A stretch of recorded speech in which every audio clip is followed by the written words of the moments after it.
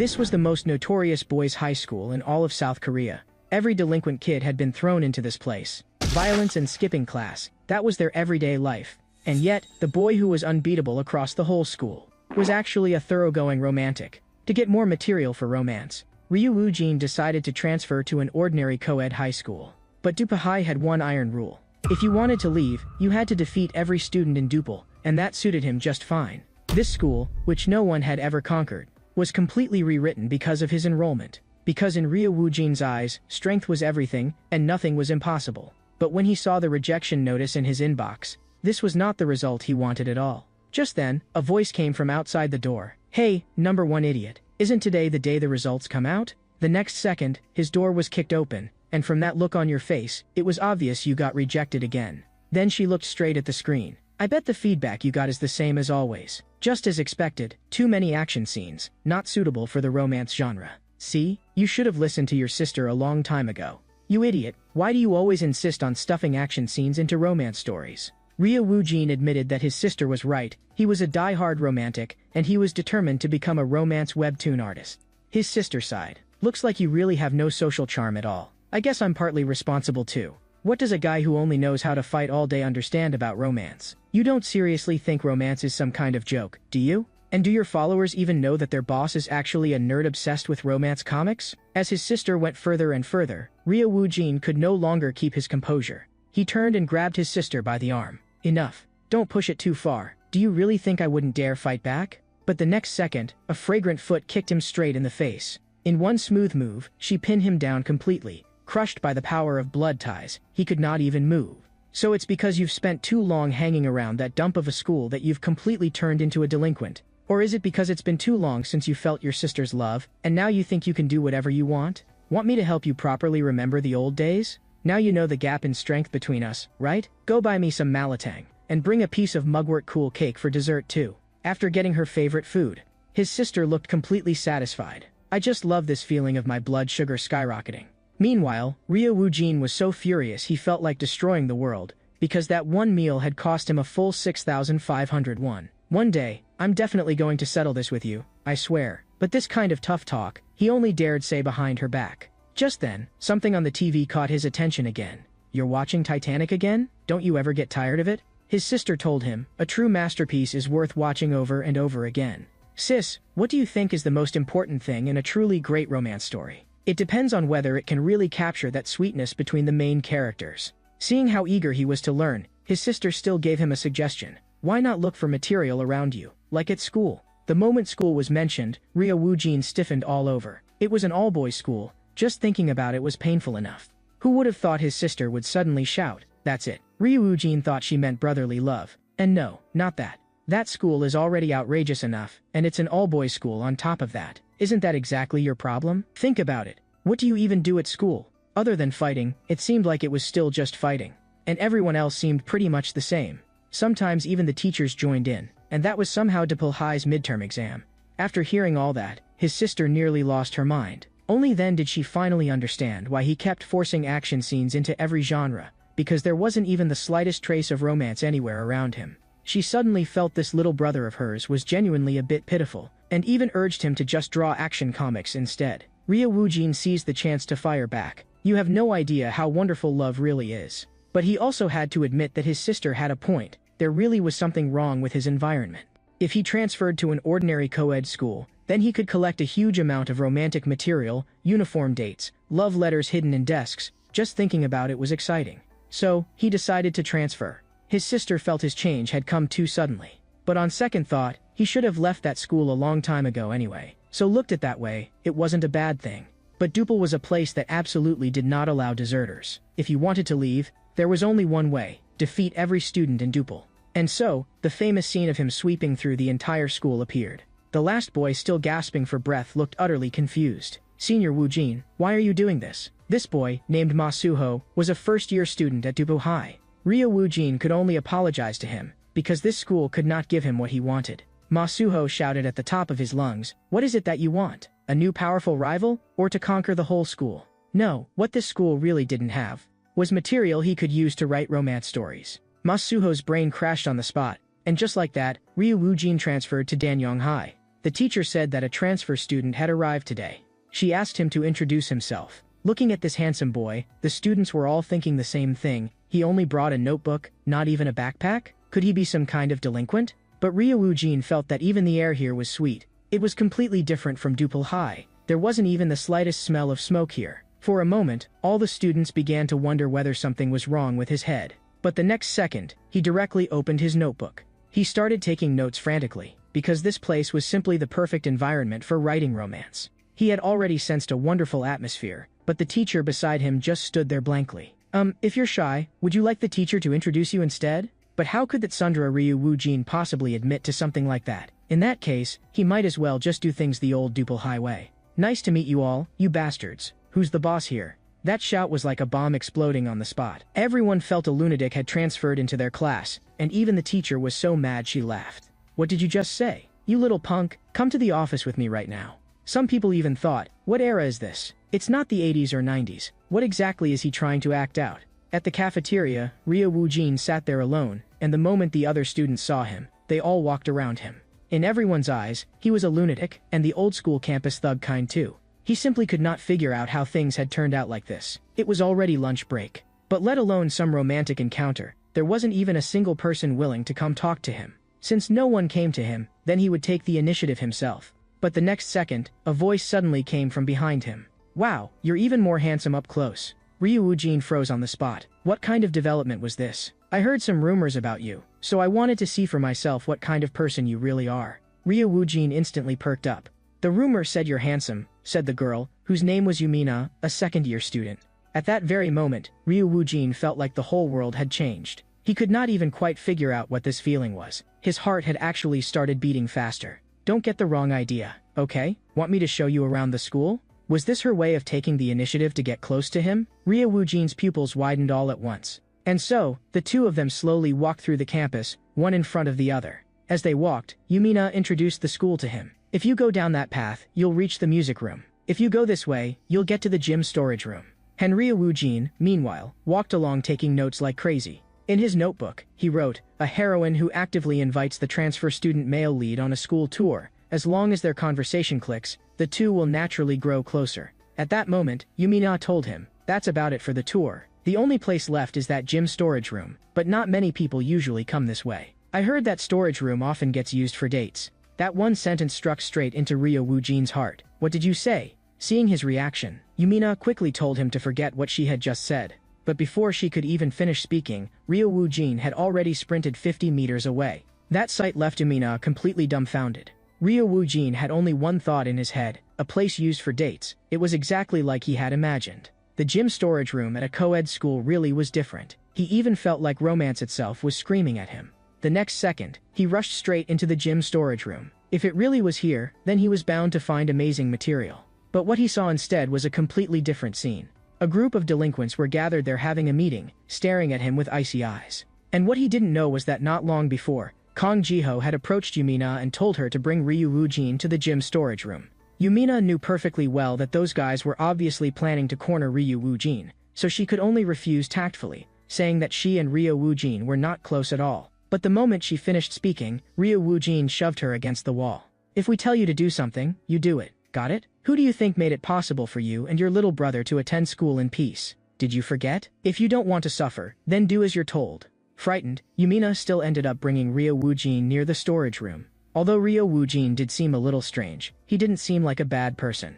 At that moment, all she felt was that her future had turned completely bleak. Wasn't this openly taking part in school bullying? For someone like me, who isn't even that smart, the only thing I really have going for me is my looks. She still wanted to become a big star. If she got dragged into public controversy over school violence in the future, then everything would really be over. She clenched her fists tightly. Looks like this time, the only thing I can do is apologize to my little brother. But Ryujin simply never did things the normal way. Her heart instantly sank, and she felt like this time it was really over. Meanwhile, inside the storage room, the fight had already started. One boy had already taken his stance. But before he even had a chance to throw a punch, Ryujin brushed right past him and then fell to the ground himself. Several of them froze for a second, then immediately started kicking him violently. What the hell is this? Isn't this guy just trash? At that moment, the boy in green shouted, "You brought that guy here, and he didn't even throw a single punch, right, Jiho?" but Kang Jiho looked completely confused. Normally, a group beating like this followed the same process every time.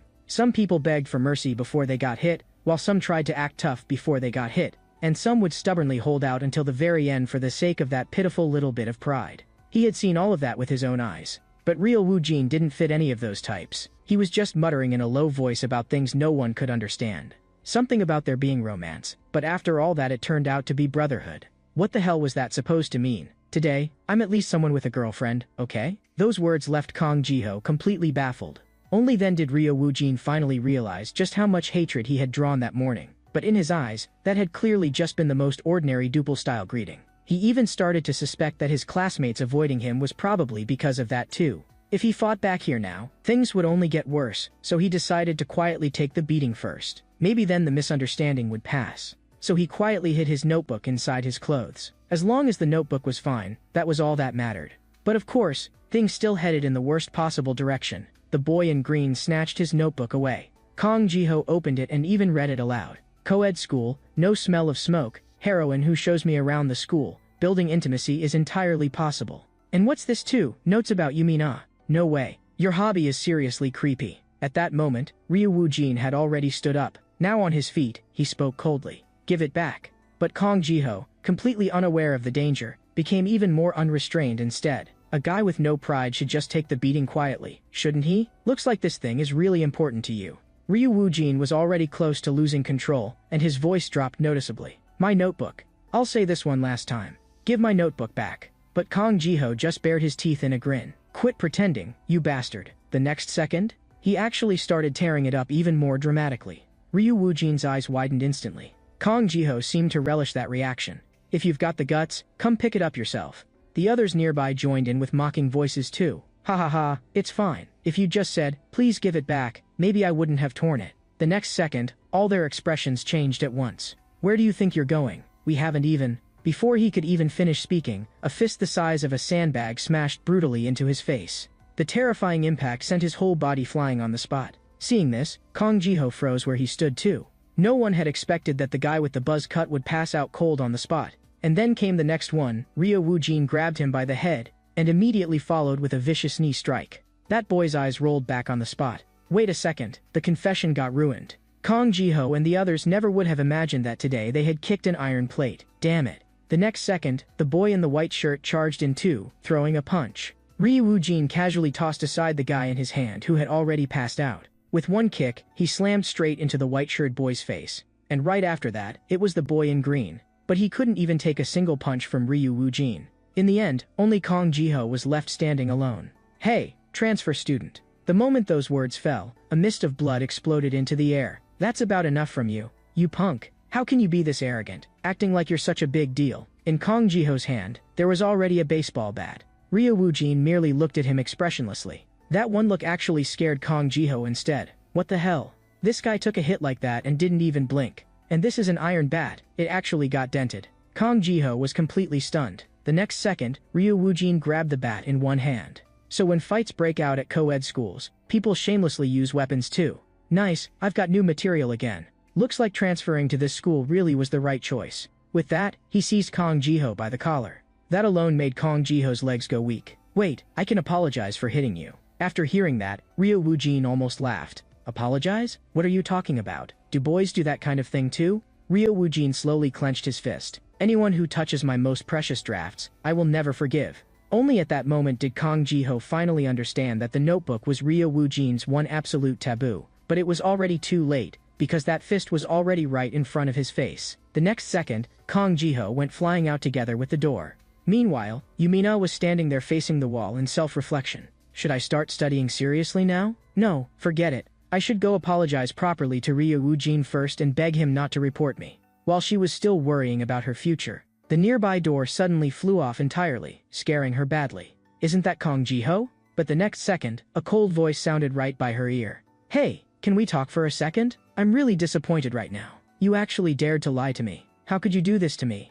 At that moment, Ryo Woojin was obviously genuinely angry. Yumina was even getting a little dizzy from how he was shaking her. You beat all of Kang Jiho's group by yourself. Were you some kind of #1 fighter at your old school? Am I next? She put on a pitiful expression. But Ryo Woojin didn't buy it at all. There was no romance whatsoever. What exactly were you trying to do by gathering a bunch of guys together? Seriously, enough already. Yumina froze on the spot, completely unable to understand what he was talking about. Didn't you say it was a place couples often go to? A gym storage room at a co-ed school. I was really looking forward to what might be different about it, but that place was just an ordinary fighting ground. Ryo Woojin looked utterly disappointed. Yumina could only think that this guy really did have something wrong with his head. Shouldn't he be angry that Kong Ji-ho and the others tried to jump him? But for Ryo Woojin, who had dominated Dupal High, this kind of thing was routine. If there was anything that truly made him angry, it was Kong Ji-ho tearing up his precious notebook. The more he thought about it, the angrier he got. He really should go back and beat them up again.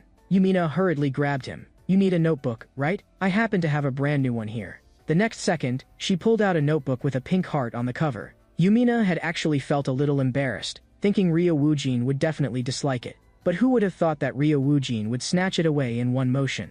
Then he looked up at the sky and shouted, "Romance." Yumina had never expected him to like it that much. She had even been planning to prepare another new one for him tomorrow. But the most important thing right now was to take him to the infirmary first. Only then did Yumina finally understand that Ryo Woojin had actually transferred schools just to search for romantic inspiration. She felt that he really was impressive, but even more like a madman. But in Ryo Woojin's heart, he still could not let go of his material. Did that mean he would have to transfer again? Seeing how persistent he was, Yumina said she could help him. But Ryo Woojin had just been set up once already, so naturally he was still somewhat suspicious. Yumina told him that she was the school's vice president, so helping with something this small would be no problem. She could introduce him to the couples at school, as well as those students caught up in ambiguous, almost romantic relationships. Ryo Woojin was a little surprised too. He had not expected Yumina to have that kind of position.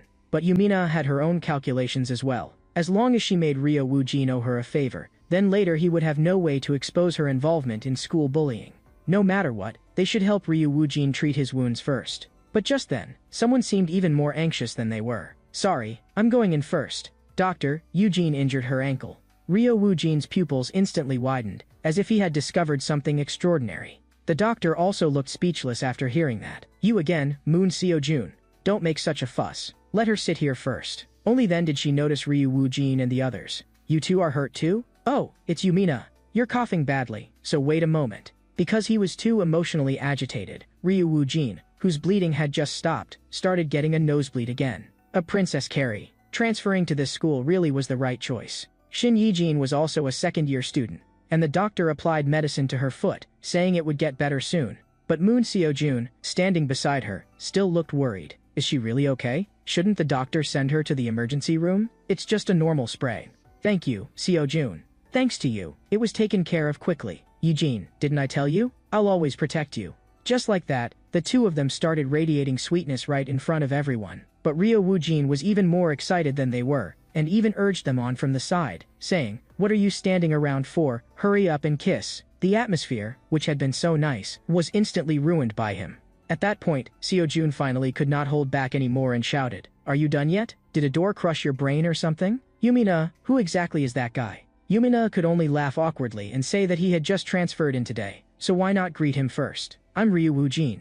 "Oh, that's the guy who walked in asking who the boss was, like some thug from a bygone era." Ryo Woojin explained that it had actually just been a misunderstanding. There was only one reason he had transferred here, Moon Seo-jun, Shin Yi-jun, it was precisely to meet people like you. That sentence left both of them completely stunned.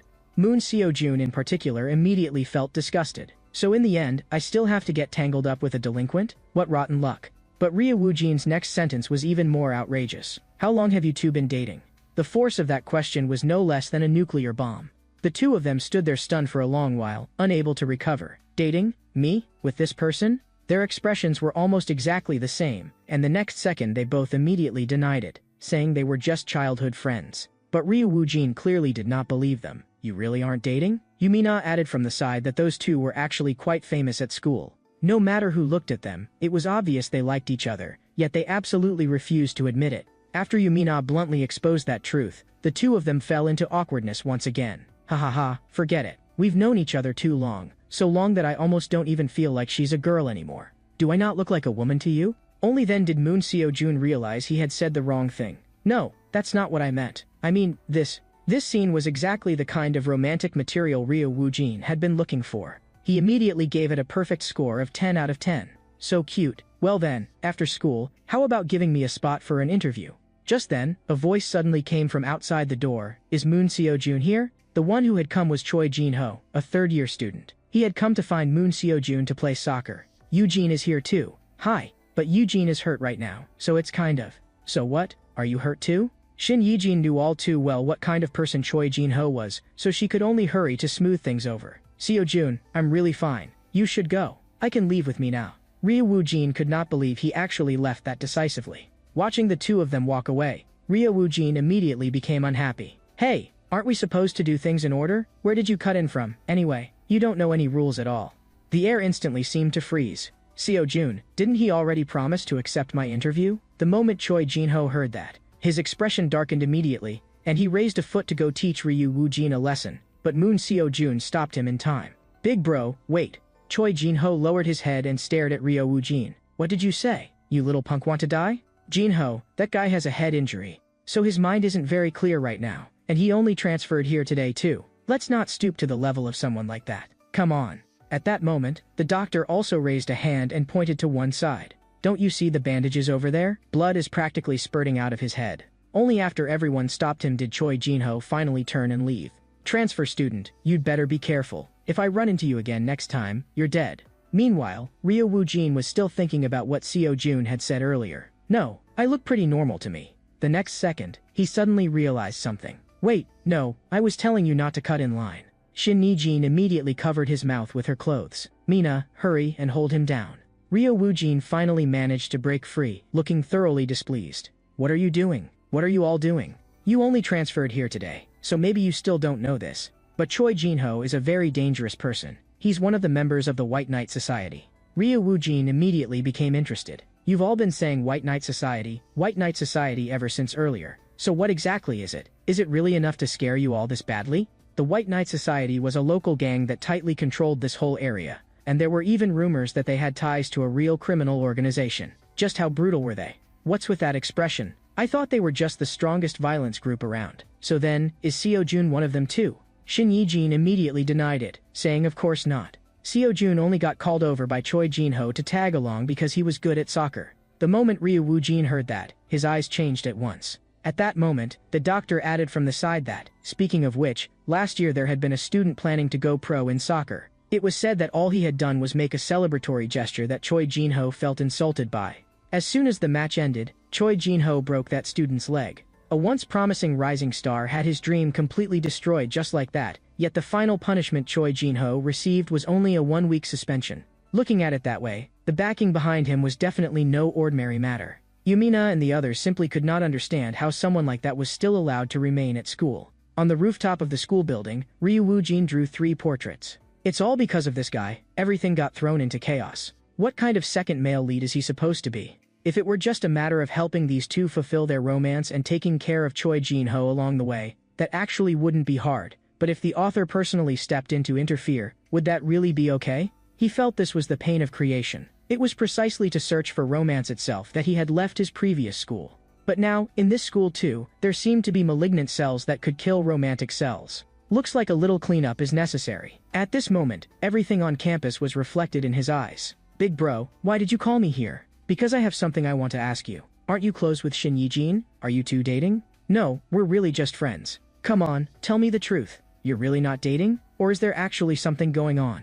After getting a denial, Choi Jin-ho finally revealed his true intention. He suggested that since no one was home right now, Moon Seo-jun should invite Shin Yi-jin over to hang out. He even bluntly said that he was very interested in Shin Yi-jin, and then pretended magnanimity by saying that, for the sake of their brotherhood, he would graciously step aside. By this point, Moon Seo-jun had already quietly clenched his fists. But Choi Jin-ho acted as if he hadn't noticed at all, urging him to call and invite her out immediately. Moon Seo-jun could only force himself to say that Shin Yi-jin was at cram school right now.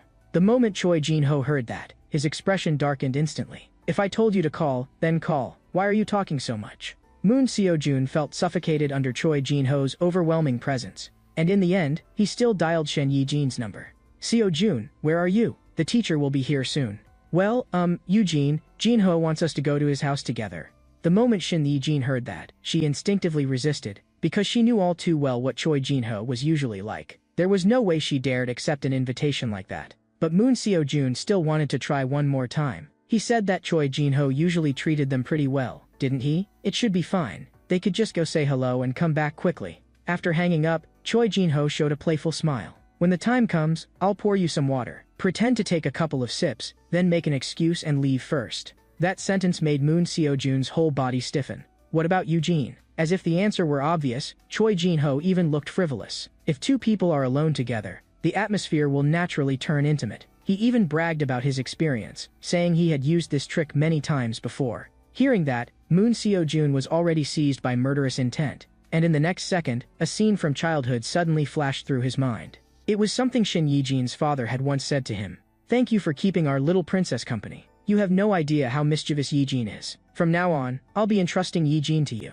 But immediately after that, a sudden tragedy struck. In the end, that man died by the wall, and the one responsible had not only been driving drunk, but was also the son of a chaebol family, so the ending had been decided from the very beginning. Looking at Eugene crying in the corner, Moon Seo-jun made a vow in his heart. No matter what dangers or upheavals he might face in the future, he would give everything he had to protect Shin Yi-jin. But now, Choi Jin-ho wanted to trample that vow with his own hands. He even said that he had dated girls like Shin Yi-jin before, girls without fathers. Girls like that, lacking a sense of security, would come leaning in on their own as long as someone was just a little nice to them. The non-stop humiliation finally completely ignited the fury inside Moon Seo-jun, and in the next second, he slammed a hard punch straight into Choi Jin-ho's face. The two people beside them were dumbfounded on the spot. "What are you doing, Moon Seo-jun?" Even Ryu Woo-jin had not expected things to escalate this quickly. Choi Jin-ho looked utterly incredulous and reached up to touch the cheek he had been punched on. "Moon Seo-jun, I usually look out for you, but don't push your luck." Before he had even finished speaking, he grabbed Moon Seo-jun by the face and slammed his whole body against the wall, while his other hand slowly clenched into a fist as well. "You bastard, didn't you say you didn't like her? What, now you can't bear to let someone else have her? Don't think that just because I let you tag along a few times, you're actually somebody." After watching everything from start to finish, Ryu Woo-jin immediately flipped open his notebook, and in an instant his whole body was filled with excitement. It was practically as if God were helping him. A male lead throwing a punch to protect the heroine. This was true romance. In his setting, in order to protect the heroine, the male lead would throw a punch at delinquents several times stronger than himself. At Duple High, he had never once seen a fight with this kind of romantic quality. He waited in eager anticipation for Moon Seo-jun to break free of the shackles of emotion, counterattack out of nowhere, and put on a classic scene of the protagonist awakening and turning the tables. But reality was that Moon Seo-jun was nothing but a punching bag from beginning to end. That listless, dispirited look of his made Ryu Woo-jin more and more anxious as he watched. "Aren't you the protagonist? Get up and fight back." But the spotlight was clearly reserved for Choi Jin-ho. He smashed yet another brutal punch into Moon Seo-jun's face, and Ryu Woo-jin was gripping his notebook so hard it was almost crumbling.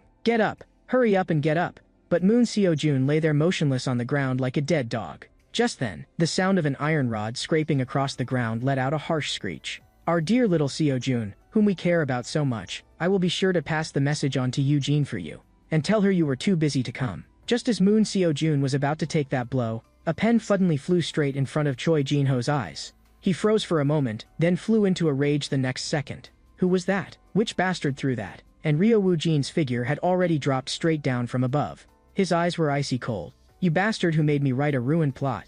Choi Jin-ho was stunned on the spot. How could a person possibly appear out of midair? Right after that, he recognized Ryu Woo-jin too. Wasn't this the transfer student he had met once in the infirmary? But before he could even react, a rainstorm of fists had already come crashing into his face. His whole body was then sent flying by a direct kick, spinning several times through the air, before slamming heavily into the wall. This sudden turn of events made the other two beside them feel their hearts skip a beat. The brown-haired guy came to his senses and threw a punch, but not only was it dodged with ease, he was even grabbed by the throat by Ryu Woo-jin in the next instant. "You bastards, what did you do to our Seo-jun back then?" In the next second, he switched to grabbing his hair instead. With a terrifying impact, he smashed him straight through the wall behind him, and Ryu Woo-jin said coldly, "This is what you did back then, isn't it?" The other one immediately swung the iron rod at him. But Ryu Woo-jin was battle-hardened. With just a sidestep, he dodged it effortlessly. Then he grinned. "You guys really do love using weapons. A co-ed school shouldn't be like this." In the next second, he clenched his right fist tightly. And when that punch landed, the ground instantly burst into spiderweb-like cracks. The boy who took that blow head-on lost consciousness on the spot. He had never imagined that one day he would get beaten this badly. Moon Seo-jun was completely dumbstruck.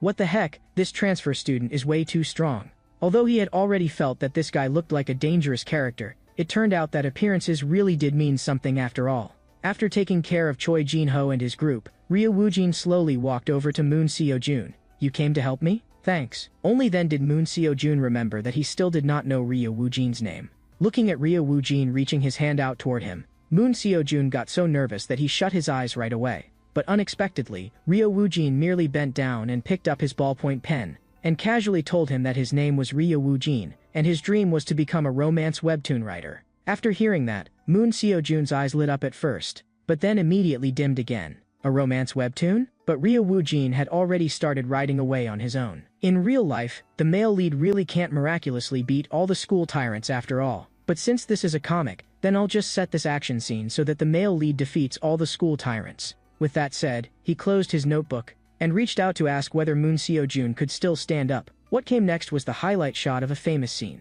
Just then, Shin Yi-jin rushed out. What gods and plots? What nonsense have you been talking about this whole time? Ryo Woo-jin heard that and did not care in the slightest. He said this was merely the plot laid out in advance by a future webtoon artist. Moon Seo-jun was even more bewildered and could only ask Ryo Woo-jin to explain more clearly. Ryo Woo-jin gave a sly grin. A classic confession scene. Go on, tell her how you feel. That sudden suggestion left Moon Seo-jun completely frozen. What did you say? Who gave you permission to tell me to confess on your own? And besides, more importantly than that, why is Yi-jin here? Faced with Moon Seo-jun's shock and panic, Ryo Woo-jin immediately gave an explanation. When I jumped down from the rooftop just now, I tossed them a note on the way. The moment Yumina and Shin Yi-jin saw that note suddenly fly over, both of them showed expressions unlike anything they had ever shown before. On the note were the words, Moon Seo-jun is in danger. Hurry to the back of the school. After hearing that, Moon Seo-jun was tearing into him in his head, while also wondering how anyone in their right mind could do something like this. Anyway, we're really just friends. How many times do I have to say that before you understand? Ryo Woo-jin directly gave him a look as if he were an idiot. For such a laughable reason, you still dared to throw yourself into a fight, and the other side was someone you clearly couldn't beat. Stop lying to yourself. Kid, let me give you one piece of advice. Someone who doesn't even dare face his own heart has no right to protect anyone. Moon Seo-jun gritted his teeth, roaring wildly in his heart. Who do you think doesn't want to be honest? What if all of this is just my own wishful thinking?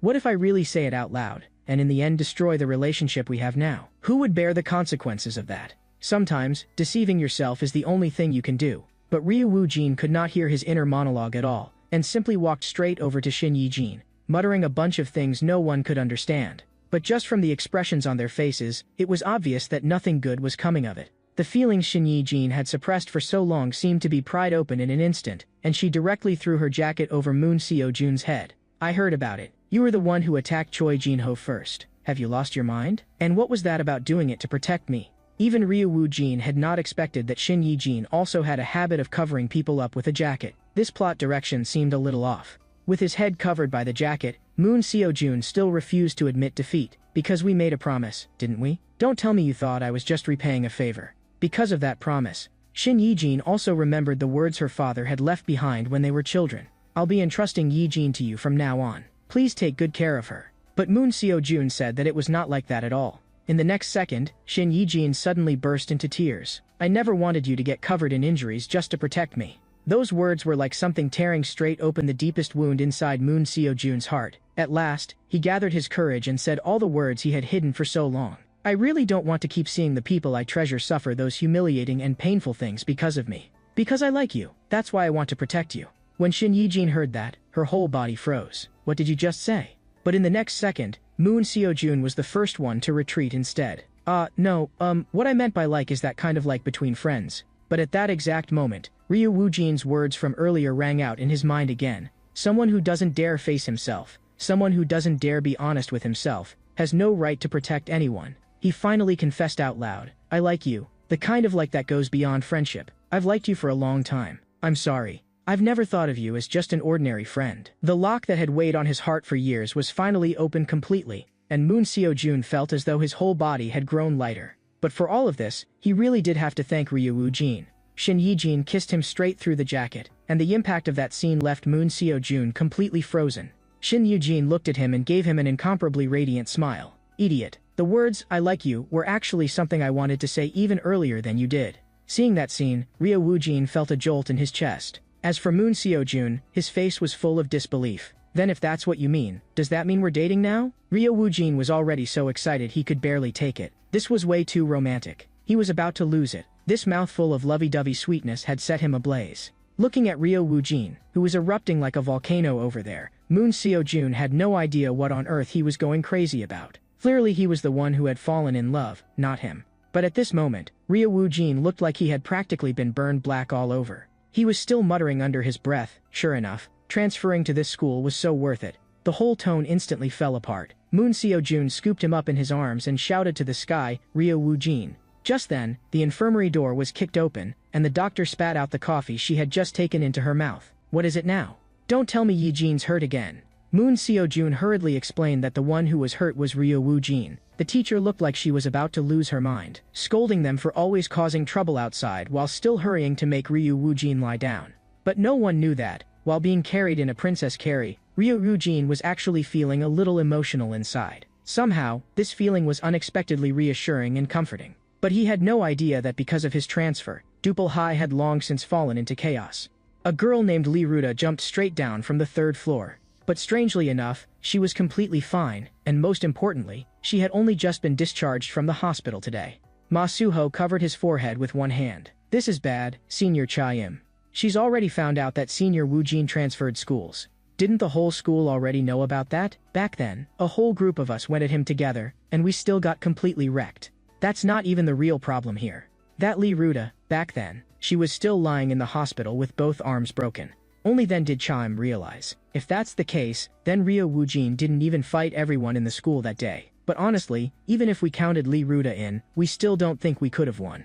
After recovering from her injuries and learning that Ryo Woojin had already transferred, all that remained in Lee Ruta's heart was resentment. She did not think she had stayed away because she was scared. To her, this was an insult, a sign that she had been looked down on. April arrived, and the lingering chill gradually faded away. The flowers had all bloomed, and spring had officially come. In Ryo Woojin's eyes, spring was also the season most suited for romance to bloom. He bared his teeth in a grin. Hey, nice material. Nice, everyone's gathered, huh? And beneath the cherry blossom trees had become a place for couples to date. One couple who had only started dating 2 hours earlier were already being sickeningly sweet. The boy gently fed the girl. To Ryo Woojin, a scene like this was one of the most classic iconic moments in romance comics. A boyfriend feeding his girlfriend fam, too sweet. He excitedly recorded it at top speed. But the girl quickly noticed his creepy gaze. Appa, that person is so scary. He's been staring at us like a pervert this whole time. But the boy did not take it seriously at all. Isn't he just some high school kid? Seeing the way Ryo Woojin looked like he was practically drooling, the boy only thought this was the typical face of some truant punk wandering around. The boy was very confident in his own abilities. He was even a brown belt in Brazilian Jiu-Jitsu. In the next second, he walked straight over, planning to teach Ryo Woojin a lesson, and the girl was instantly charmed by how cool he looked. Hey, brat, you've been getting on my nerves for a while now. What exactly do you want? Ryo Woojin was the one who froze instead. Someone had actually delivered himself right to his doorstep. He even started considering whether to conduct a deep interview, but a mosquito that suddenly flew over directly interrupted his train of thought. At the end of his patience, he raised his hand and slapped it down. And as a result, a large section of the flower bed collapsed on the spot. Damn mosquito, already rushing out in April just to annoy people. Sorry, big bro, but what exactly did you want? The boy immediately activated the power of money. That, instead, completely threw Ryo Woojin off. This guy, at least let me finish what I'm saying first. It's not what you think. But the series of mishaps had already made this boy lose all face, and the girl was utterly disappointed too. Appa, don't you have even this little self-respect? Let's break up. No, Ji-sun. Ryo Woojin instantly looked awkward. He had forcibly broken this couple apart. It was all because he had not controlled his strength properly just now and had completely ruined everything. He silently reminded himself that from now on, he had to be much more careful. At this moment, the soccer field was lively as could be. At the side of the field, Eugene was loudly cheering for Moon Seo-jun the whole time. The next second, he lifted his foot and shot. The ball went in. Wow, there it is, Seo-jun's curved banana shot. Did you see that perfect arc? It was practically like Roberto Carlos. So cool. The next second, he even directly paid tribute to Cristiano Ronaldo, and then lifted up his shirt, revealing the words on his t-shirt, "Eugene, I love you." Ryo Woojin felt that this confession was far too romantic, expressing love through a goal celebration. Once again, he had harvested perfect material. Shin Yijin turned to look at him. Woojin, don't tell me you're only getting to school now? No matter what, you should still get here earlier. But Ryu Woojin suddenly asked about Choi Jinho, wanting to know whether they had clashed again afterward. Shin Yijin told him that Choi Jinho had not come back to school even once since that day. No matter what happens, if anything comes up, you have to tell me immediately. But what Shin Yijin was actually more worried about was him. He had provoked the White Knight Society, yet nothing had happened to him even now. That was far too abnormal. She had even already started imagining the worst. Could they be planning to target me first, and then come after you? If you really need help, all of us. Before she could finish, Ryu Woojin directly cut her off, saying he would keep an eye on the matter and handle it himself. He only hoped that Moon Seojun and Shin Yujin could continue getting along peacefully. That would already be the greatest help to him. In the next second, a soccer ball slammed straight into his face. Hey, stay away from Eugene. It seemed that Moon Seojun was jealous. Instead of getting angry, Ryo Woojin burst out laughing. Your boyfriend is all puffed up with jealousy. After that, she turned to ask Shin Yijin whether she knew where Yumina was right now. At that moment, Yumina was filming a short video. She set the timer to 3 seconds. After walking to the designated spot, she began to dance. Her movements were light, with a touch of playfulness. Ryu Woojin suddenly popped up behind her. What are you doing? That instantly startled her. She could not understand at all how Ryu Woojin had found this place so precisely, but all of Ryu Woojin's attention had fallen on her phone. Oh wow, filming TikTok, huh? Yumina was instantly alarmed. If you press that, then the video will. In the next second, she quickly snatched the phone back. You mean you want me to keep introducing you to new material? Seojun and Eugene are doing great now, and haven't your relationships with everyone gotten closer too? But Ryu Woojin felt that when it came to material, naturally the more the better. Yuminai was full of worries. Back then, she had agreed to help Ryu Woojin only because she was afraid he would report the bullying. But now, Ryu Woojin even dared to provoke an organization like the White Knight Society. Continuing to get entangled with him was simply too dangerous, and she had long since realized that Ryu Woojin would never actually do something like report her. So now she only wanted to hurry and find some excuse to get away. In the next second, her foot slipped. Ryu Woojin hurriedly reached out to steady her. Are you okay? That instantly made her blush. She quickly pulled away from Ryu Woojin, absent-minded all over, with her head full of other thoughts. Ryu Woojin, however, mistakenly thought she was racking her brains to help him think of new material, and even sincerely praised her for being kind and thoughtful, which immediately filled Umina with a wave of guilt. In the next second, the class bell rang. Yumina immediately took the chance to say she was going back to the classroom, conveniently using class time to sort out material, then hurried off. She could only feel that Ryu Woojin had nearly become obsessed with material. If this kept going, sooner or later her own brain was going to have problems too. Looking at her reflection in the window, she remembered that brief and subtle little moment from just now again. She even regretted not having recorded that image in time. After pulling himself together a little, Ryu Woojin also decided to go into the classroom for class. After all, he had just learned an extremely useful little trick from Shin Yijin.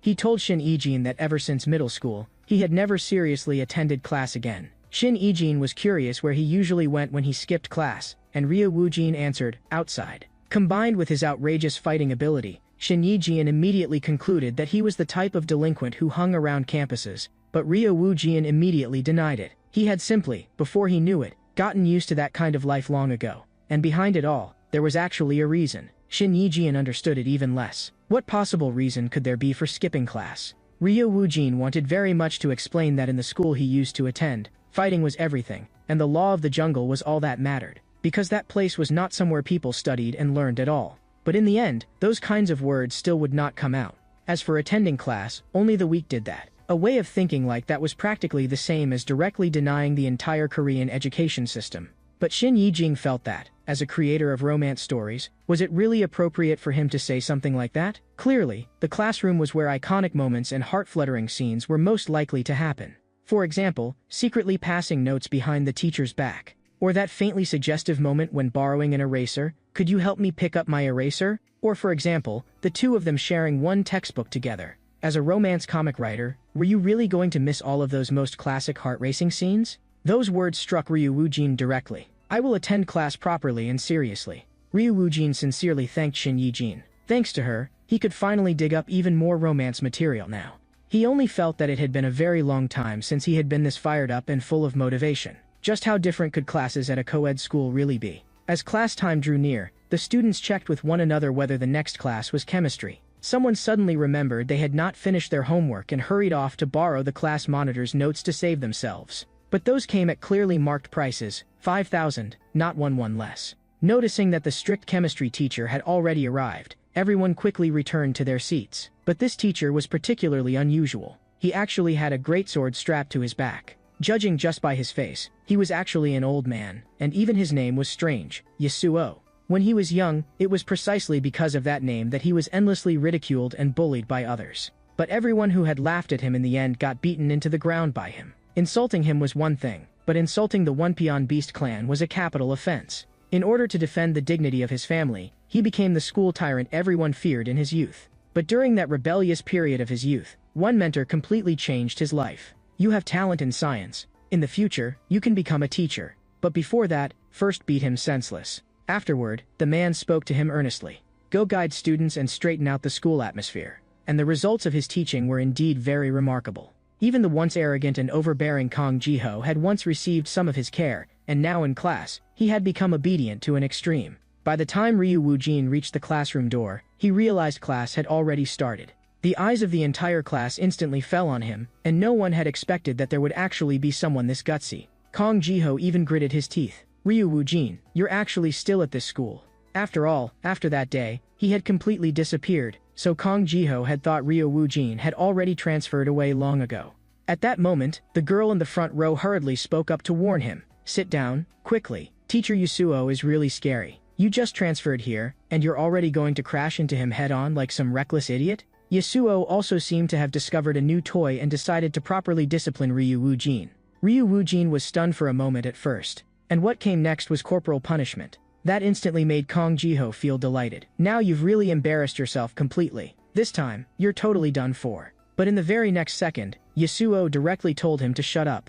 Kong Jiho instantly lost all his swagger. It seemed that discipline in a co-ed classroom really was strict, but what was with this strange stillness? There even seemed to be a strange fragrance drifting over. Yasuo did not expect Ryu Woojin to notice it, and told him that it was a Japanese samurai sword. The kind of thing sprinkled on takoyaki. Ryu Woojin was even more confused instead. Using food to talk nonsense like that, what exactly was he trying to do? Shut up. This is an ultra-aged wooden sword specially custom-made for me by a Japanese craftsman. Its hardness is enough to smash your skull open with ease. Just as he said, the ground was knocked into a small dent. Then Yasuo began writing on the blackboard. Why didn't you come to a single class before this? I had a somewhat special educational environment. Oh, so you were homeschooled.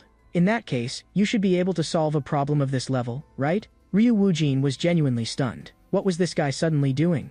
Yasuo told him that he simply wanted to confirm whether Ryu Woojin could keep up with the class progress. In Yasuo's view, when dealing with someone like him, compared with simply using force, crushing and tormenting him mentally was the more effective method.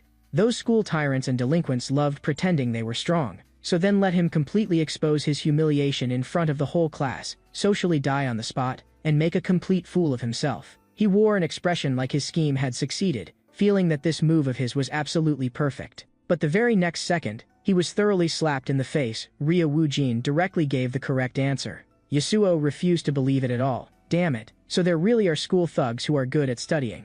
But even so, Yasuo was determined to make Ryu Woojin understand today what real suppression meant. So he threw out several more questions in a row, but Ryu Woojin answered every single one of them with ease, and even found them simple. For the first time, Yasuo felt defeated. How can you even solve these problems? I already studied them in advance back in middle school. Speaking of which, was this what co-ed classes were actually about, just solving this kind of problem? Thank you very much. I got some excellent material. Those words were practically like grinding his face against the ground, and they completely ignited Yasuo's anger. In the next second, a hand was raised. Teacher, stop messing around already and hurry up and teach. The one who spoke was class president Hong Juwon, the second-ranked student in the whole school. The whole class instantly burst into laughter. In the end, the class president had stepped in after all, and everyone started chiming in too. Just teach already. Yasuo felt this was utterly ridiculous. In the end, he was the one who had embarrassed himself and socially died. If this kept up, there was no way he could continue his disciplinary work.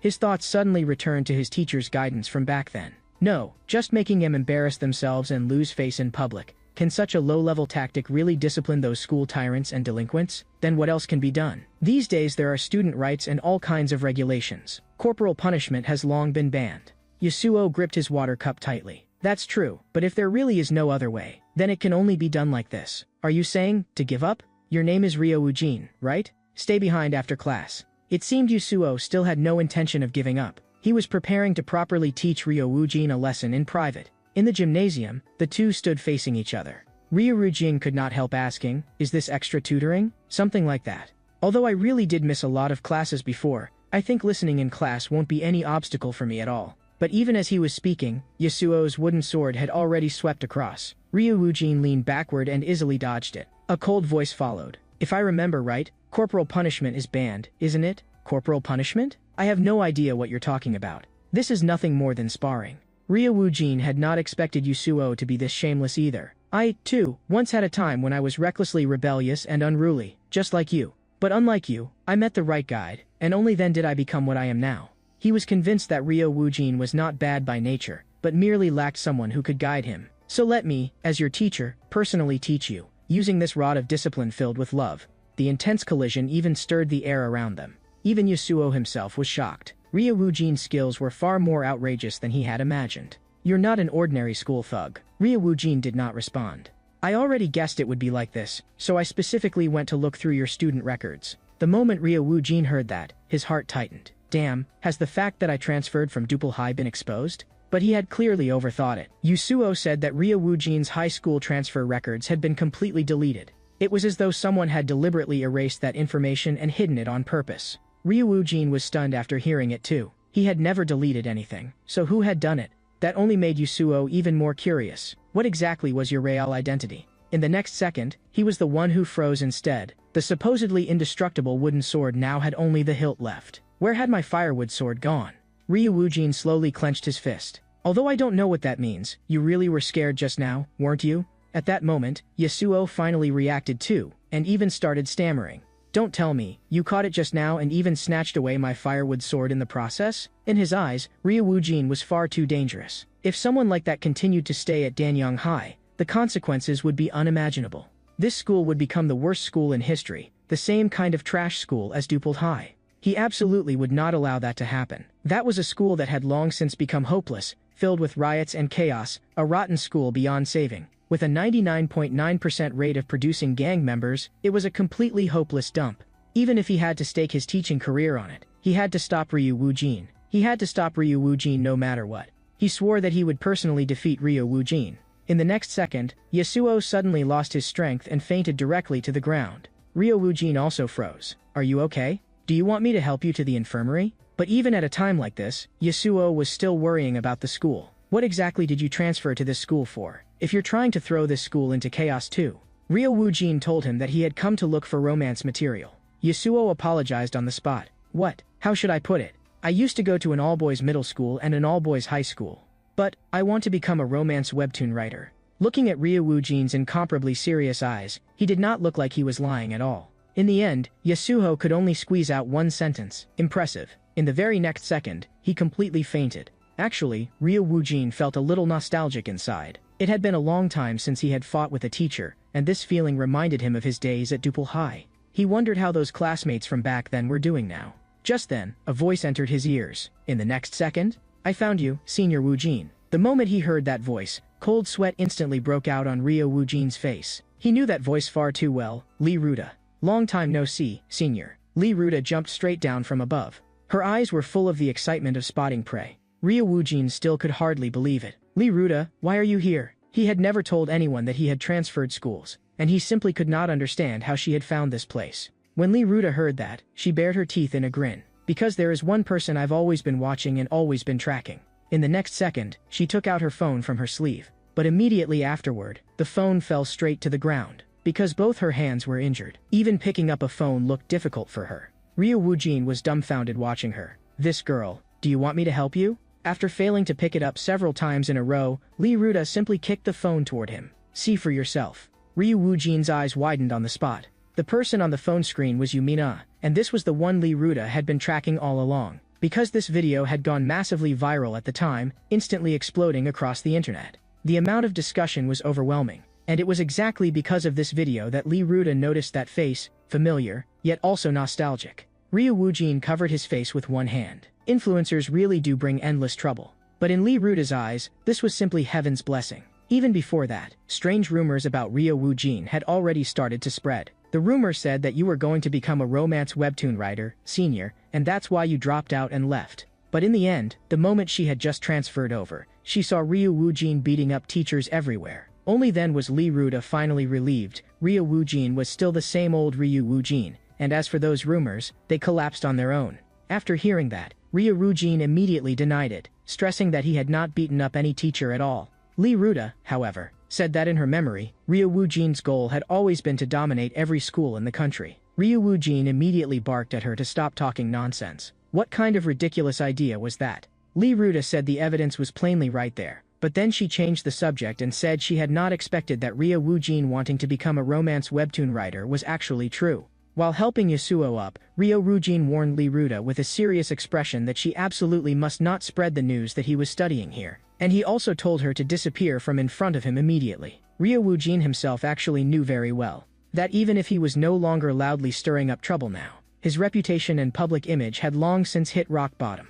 If people found out he had come from that place too, then it would become even more impossible for him to get along with everyone normally. After all, on the very first day he came here, he had already made such a huge fool of himself. He had only just finally recovered from that and barely managed to find his footing. After hearing that, Lee Ruta only felt like her brain could not keep up. What exactly do you mean by that? You're not fighting anymore? All for some trivial little love romance? Ryo Woojin then said that he had never put matters of love and romance first. But the moment his words fell, the soul of a shoe had already appeared before his eyes. Ryo Woojin was sent flying backward on the spot, smashing hard into the wall. The abnormal loud noise instantly drew the attention of Moon Seojun and Shin Yijin. After the dust settled, Ryo Woojin's figure reappeared. He was still clamping Yasuo tightly in his arms. Ryo Woojin's gaze darkened. Are you crazy? Lee Ruta, that attack just now was aimed to kill, wasn't it? Lee Ruta revealed what she was really thinking. She had originally come to support Ryo Woojin in continuing toward his goal of conquering the whole country's schools. But now, her thoughts had completely changed. She had decided to force Ryo Woojin to drop out and bring him back to Duple Boys High. And the first step was to beat Yasuo until he was unrecognizable and cripple him completely. Left with no choice, Ryo Woojin could only take the man out into the street first to move him away, shouting as he ran, "Move! Hurry up and move!" As for the pedestrians who could not get out of the way in time, he could only apologize to them in his heart. The moment he rushed to a T-junction, he slammed on the brakes. But Lee Ruta's attack had already arrived, and he barely dodged it by a hair. After missing that strike, Lee Ruta was clearly somewhat disappointed. Ryo Woojin seized the chance, turned, and ran. Don't run, senior. Come and fight me properly. At this point, Ryo Woojin was genuinely furious. He felt Lee Ruta was simply insane, endlessly relentless. What he could not understand even more was that even with both arms injured, she could still run so fast. Maintaining balance and stabilizing her center of gravity like that, did it not hurt at all? Suddenly, a flash of inspiration struck his mind. Since her arms were already injured that badly, in the next second, he directly prepared to jump up onto the rooftop. The moment he leaped up there, he felt completely smug, and even shouted provocatively at Lee Ruta, Jr., "Can't get up here, can you?" He was actually repeatedly mocking and humiliating an injured person, as expected of the strongest of the two schools' forces, but using injury as an excuse. In the next second, she planted one foot on the wall, and sprinted all the way upward by stepping on the wall. Ryo Woojin was stun numb on the spot. I'm not some member of your two-school crowd, you ignorant idiot. Damn it, no matter what, he had to get Yasuo moved somewhere safe first. While shouting Yasuo's name, he checked whether the man had already passed out and urged him to go back to school first. But Yasuo clearly replied that he was in excellent condition right now, his blood boiling with excitement as if he had returned to his prime. Ryo Woojin was genuinely dumbfounded. Big bro, who exactly are you? Yasuo said that because of this long-awaited battle, his blood had started burning again, so he had recovered to his original state. Ryo Woojin only felt that this sounded utterly ridiculous. Who on earth gets younger the more they fight? But Yasuo told him that this had always been his original appearance, and that he was only 30 years old this year. This was called stress-induced aging. For a moment, Ryo Woojin could not even imagine what Yasuo had gone through. Yasuo himself was also helpless. As for Ryo Woojin, he simply could not find any legal and proper way to discipline him. But Lee Ruta actually dared to attack a teacher despite this being their very first meeting. Her audacity was simply outrageous. Ryo Woojin immediately added another jab from the side. That's right, she had just said she was going to beat Teacher Ya into a complete wreck and cripple him outright. When Yasuo heard that, he also felt that Lee Ruta's hostility was far too intense. Someone like Lee Ruda was not someone ordinary people could handle at all, so he said that he would think of a way to stop her and told Yasuo to go hide somewhere safe first. This hostility is obviously directed at you. Someone like me. She doesn't even take seriously at all. She probably just wants to use me as a bargaining chip to threaten you. The proof is, before he could finish speaking, Lee Ruda's foot had already kicked up to right in front of Ryu Woojin's neck. Ryu Woojin let out an "oh," realizing that it really was true. But Yasuo moved a step ahead and blocked Lee Ruda's attack with both arms. At that moment, Lee Ruda was also full of confusion. Just who exactly was this person? Could he really be that old man from just now? Then let's properly greet each other first. Nice to meet you, brat, get lost. Yasuo replied to her directly, not a chance. Ryu Woojin was his student, and even if anyone was going to fight him, it should be him. In the first round, Lee Ruda was forced back directly. Woojin, go first. I'll hold her off here. But Ryu Woojin still could not stop worrying. He said plainly that Lee Ruda was very strong and absolutely not someone an ordinary person could handle. But Yasuo was unusually confident, saying that he was currently in the absolute prime of his body. An obstacle like this in front of him was something he could overcome with ease, and he repeatedly urged Ryu Woojin to hurry and leave. The scene before him instantly made Ryu Woojin, as a romance comic creator, think of a classic manga setup. The male lead willingly staying behind alone to protect someone else, while the female lead was forced to flee. And Lee Ruda was the villain. A woman, just for the sake of a mere woman. He was even prepared to throw away his life. Idiot. And Yasuo was the heroic male lead saving the beauty. Go, I'll hold her off here. As for Ryu Woojin, he was the protected heroine. His thoughts exploded in an instant. He only felt that this scene was far too romantic. His mind began frantically constructing matching lines and plot developments, and he even started struggling over how, according to manga settings, the weaker side ought to choose. That left even Yasuo and Lee Ruda staring in shock. They were supposed to be fighting side by side, but by the setting, the opponent was clearly an overwhelmingly powerful enemy that could not be defeated. If instead of escaping here, they went together toward destruction, then that would be the greatest betrayal and contempt toward the man who had staked his life on this. So in his heart, he decided on the male lead's line, I'll hold them off here, hurry and run, and the female lead's line would be. At that moment, Yasuo, no longer able to endure it, shouted directly, why aren't you gone yet? Get lost. Okay, Appa. That one line instantly shattered Yasuo's composure. What did that brat just say? But what he never could have imagined was that the one whose composure shattered was also Lee Ruda. What exactly is your relationship with Senior? What nonsense are you two talking about? In the next second, she let out a cold snort. I'll personally ask Senior about his real purpose later. But putting that aside, weren't you hitting a little too hard? Yasuo answered her coldly, telling her not to get too arrogant. He was a teacher, and teachers were supposed to protect their students. He said plainly that the fact she had failed to attack Ryu Woojin just now was simply because she had been lucky. Now he would let her witness the swordsmanship passed down from his ancestors. Lee Ruda could only feel that Yasuo's oppressive aura at this moment was absurdly intense. Had he really powered up? Swordsmanship of Night. First form, Night. That terrifying presence forced Lee Ruda to scream again and again. She even felt the illusion that she had already been cut down. This is my Yasuo in his prime. In the next second, Lee Ruda stood there completely unharmed, and both of them froze on the spot. Only then did Yasuo realize that his wooden sword had long since been reduced to nothing but a short handle. The air instantly became awkward. In the next second, a huge foot slammed viciously into his face. Right in front of him, Lee Ruda kicked Yasuo flying away with one blow. Yasuo immediately realized that her strength was extremely great. If both sides fought at full power, then even an expert like him would be thrown into danger. After one round of direct exchanges, the situation ultimately turned into a one-on-one duel. Ryu Woojin clenched his teeth tightly. The sound of fighting on the rooftop was so intense that the people downstairs even got the wrong impression and thought the military was doing construction outside. That was because every kick from Lee Ruda was incomparably vicious, and she was still asking Ryu Woojin in return whether this felt exhilarating, whether this made him happy. Ryu Woojin was truly speechless and could only keep dodging desperately while complaining. But Lee Ruda kept urging him to respond seriously, to fight like a real battle, to completely let loose and have a proper all-out fight. Seeing the way he was now, she even suspected that after transferring schools, Ryu Woojin had never truly fought seriously again. That was actually true. Even when dealing with people like Kong Jiho, Ryu Woojin had always been deliberately holding back. She knew Ryu Woojin too well. If he really got serious, then even she would have to lie in the hospital for half a year. But he still refused to respond. Ryu Woojin had transferred schools for the sake of so-called romance. To her, that reason was nothing but utter bullshit. Faced with a desk flying straight at him, Ryu Woojin could only grit his teeth and take it head-on. Who would have thought that in the next second? Lee Ruda had already appeared above his head and, without the slightest hesitation, brought down a kick. While blocking, Ryu Woojin told her to stop before going too far. All he wanted was romance. Seeing that he was still so stubbornly obsessed, Lee Ruda's attacks only became fiercer. You are violence itself. But I was saved by that very violence.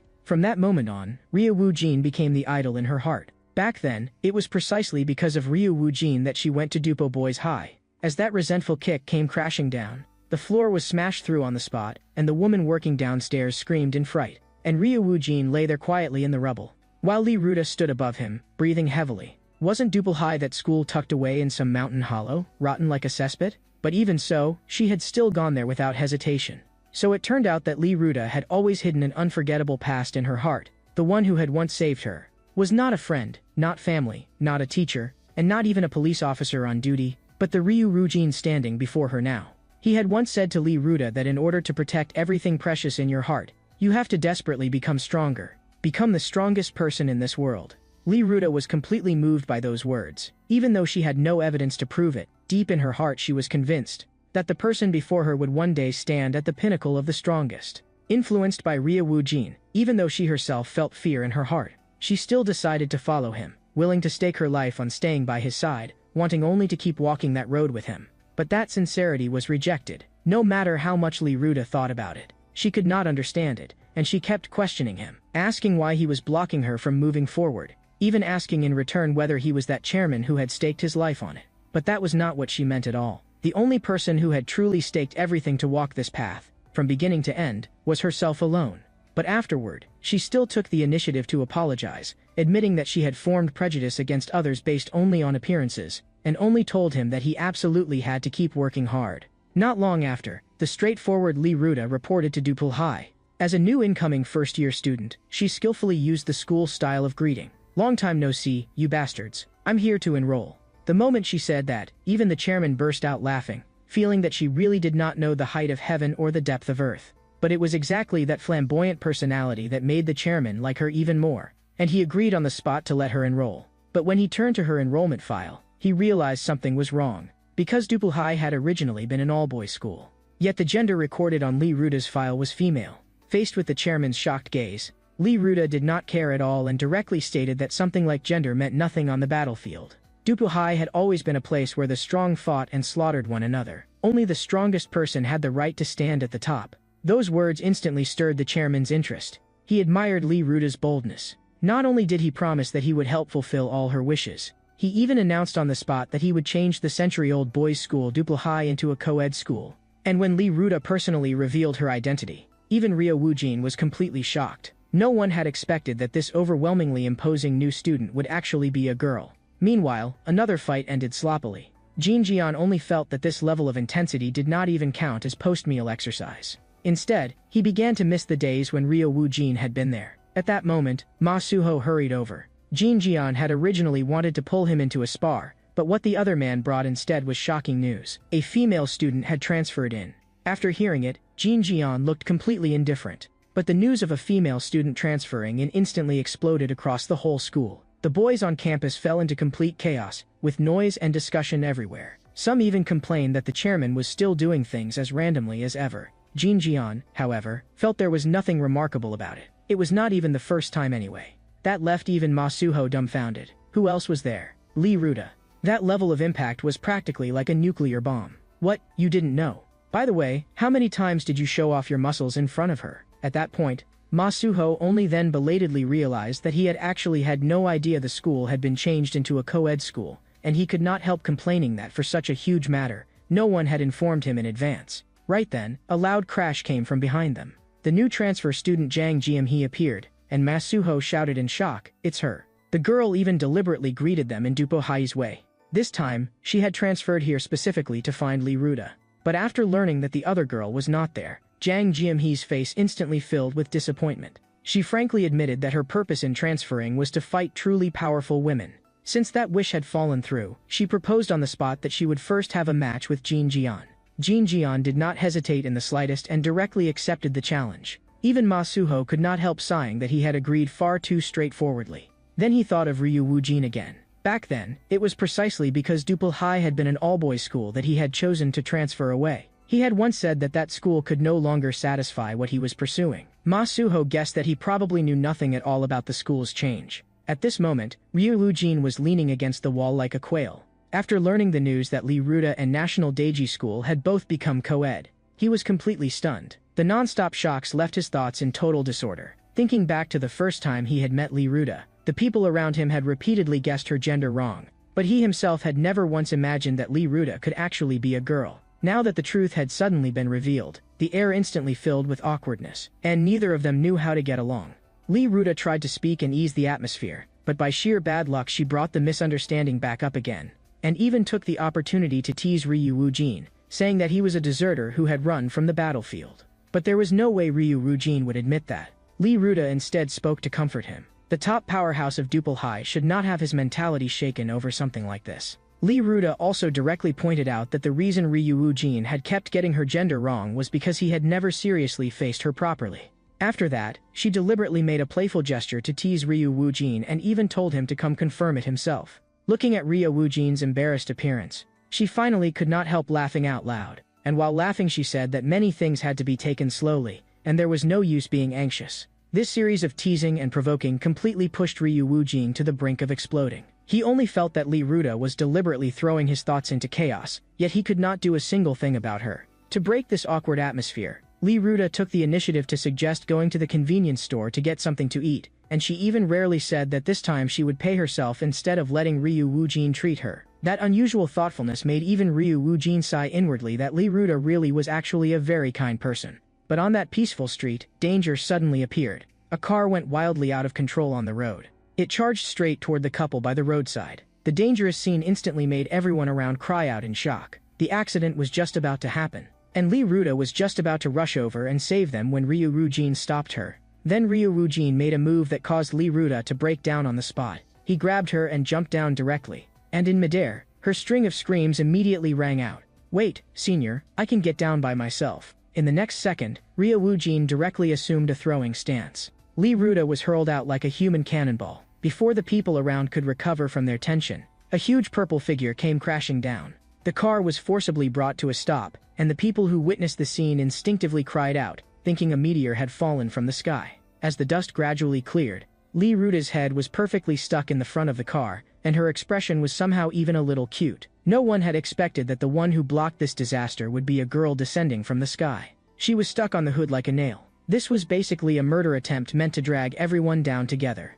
The man had cheated on his girlfriend of 7 years, and the woman, unable to accept the blow, decided to die together with her boyfriend. But what she never expected was that at the most critical moment, that man actually pushed his affair partner out and used her as a human cushion. The woman who had survived knew that Lee Ruda had saved her, and hurriedly asked whether she was all right. Seeing all this, Ryu Woo-jin instantly flared up inside. This was nothing like the romantic couple scenario he had been expecting. Forget saving his girlfriend. That guy had actually used her as a human speed bump. Lee Ruda also had not expected Ryu Woo-jin to be this angry. She even broke into a cold sweat for that scumbag. He was really done for today. But before Ryu Woo-jin could make his next move, the woman who had been saved struck first instead. Faced with such a selfish and despicable scumbag, she cleanly and decisively broke up with him on the spot. Afterward, she expressed her profound gratitude to Lee Ruda. She even said that she wanted to treat Lee Ruda to a meal. At least half the matter had finally been resolved. Ryu Woo-jin also apologized for having thrown Lee Ruda out just now. Perhaps Lee Ruda was already used to things like this, because she directly said that as long as he treated her to a lobster meal, the matter could be considered over. At the same time, the two of them turned their eyes toward the woman who had caused the accident. Ryu Woo-jin even suspected that she had learned driving from a PE teacher. The way she drove was just far too dangerous. The woman cried harder and harder. She said that not only had she let that man move into her home, she had even helped him pay off 18 online loans. But in the end, he had gotten involved with a younger woman and finally abandoned her completely. Ryu Woo-jin did not have much sympathy for her. He only felt that this was yet another excellent source of material. That man had once been her everything, and now she did not even know why she was still alive. Those words deeply moved Lee Ruda, because she had once said something very similar to Ryu Woo-jin before. But in the next second, Lee Ruda laughed. She said, "Then live for yourself. After all, this is your own life, and you should live it however you want." But the premise was that she herself had to possess enough strength first. Ryu Woo-jin thought she had truly come to her senses this time. But in the very next second, Lee Ruda actually challenged that woman on the spot. The moment Ryu Woojin saw that, he dragged Lee Ruda away directly. Lee Ruda protested wildly the entire way, saying that the other woman was already an adult, so maybe having a serious fight would actually make her feel a lot better. Before long, Lee Ruda sat on the bench, waiting quietly. Ryu Woojin came over carrying steaming hot food. But what Lee Ruda cared about was Ryu Woojin's mood. He had recovered far too quickly, yet this very kind of Ryu Woojin still made it impossible to look away. Lee Ruda told Ryu Woojin that what she had just said to that woman was actually something she was saying to herself too. Only just now did Lee Ruda finally understand what she was truly living for. The answer was that only when she fought Ryu Woojin was she the happiest and the most exhilarated. But immediately after that, Lee Ruda ran into a huge problem. With both hands injured, she had no way to eat by herself at all. So Lee Ruda opened her mouth and waited for Ryu Woojin to feed her. But Ryu Woojin only felt a chill run through him, because all this time, he had treated Lee Ruda as a man. But Lee Ruda calmly told him that she was a girl. In the end, Ryu Woojin still could not out-stubborn Lee Ruda, while Lee Ruda ate with a face full of satisfaction. Ryu Woojin really was still that man worth following. Even when he occasionally showed an ordinary side, it was just as charming. Meanwhile, inside a renovated building, the dim light shone on Choi Jin-ho, who was curled up on the ground. Amid the unending coughs were rough gasps for breath. His pained appearance was completely different from the arrogant and domineering image he had in the past. But even so, he still forced himself to endure the discomfort and stared into the depths of the darkness as he threw out a harsh warning. All resentment and conflict could come at him. But if anyone dared touch his friend, he absolutely would not let it go.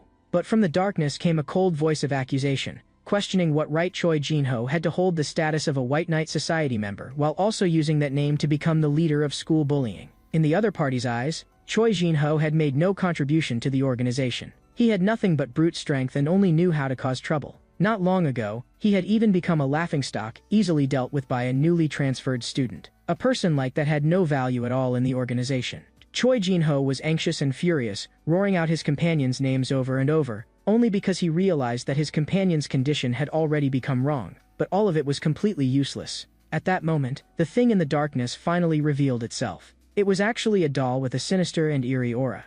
A chill ran through Choi Jin-ho's heart, and he could not help wanting to know what exactly the other side wanted from him. But the doll spoke calmly, saying that Choi Jin-ho was now completely trapped and had nowhere to go.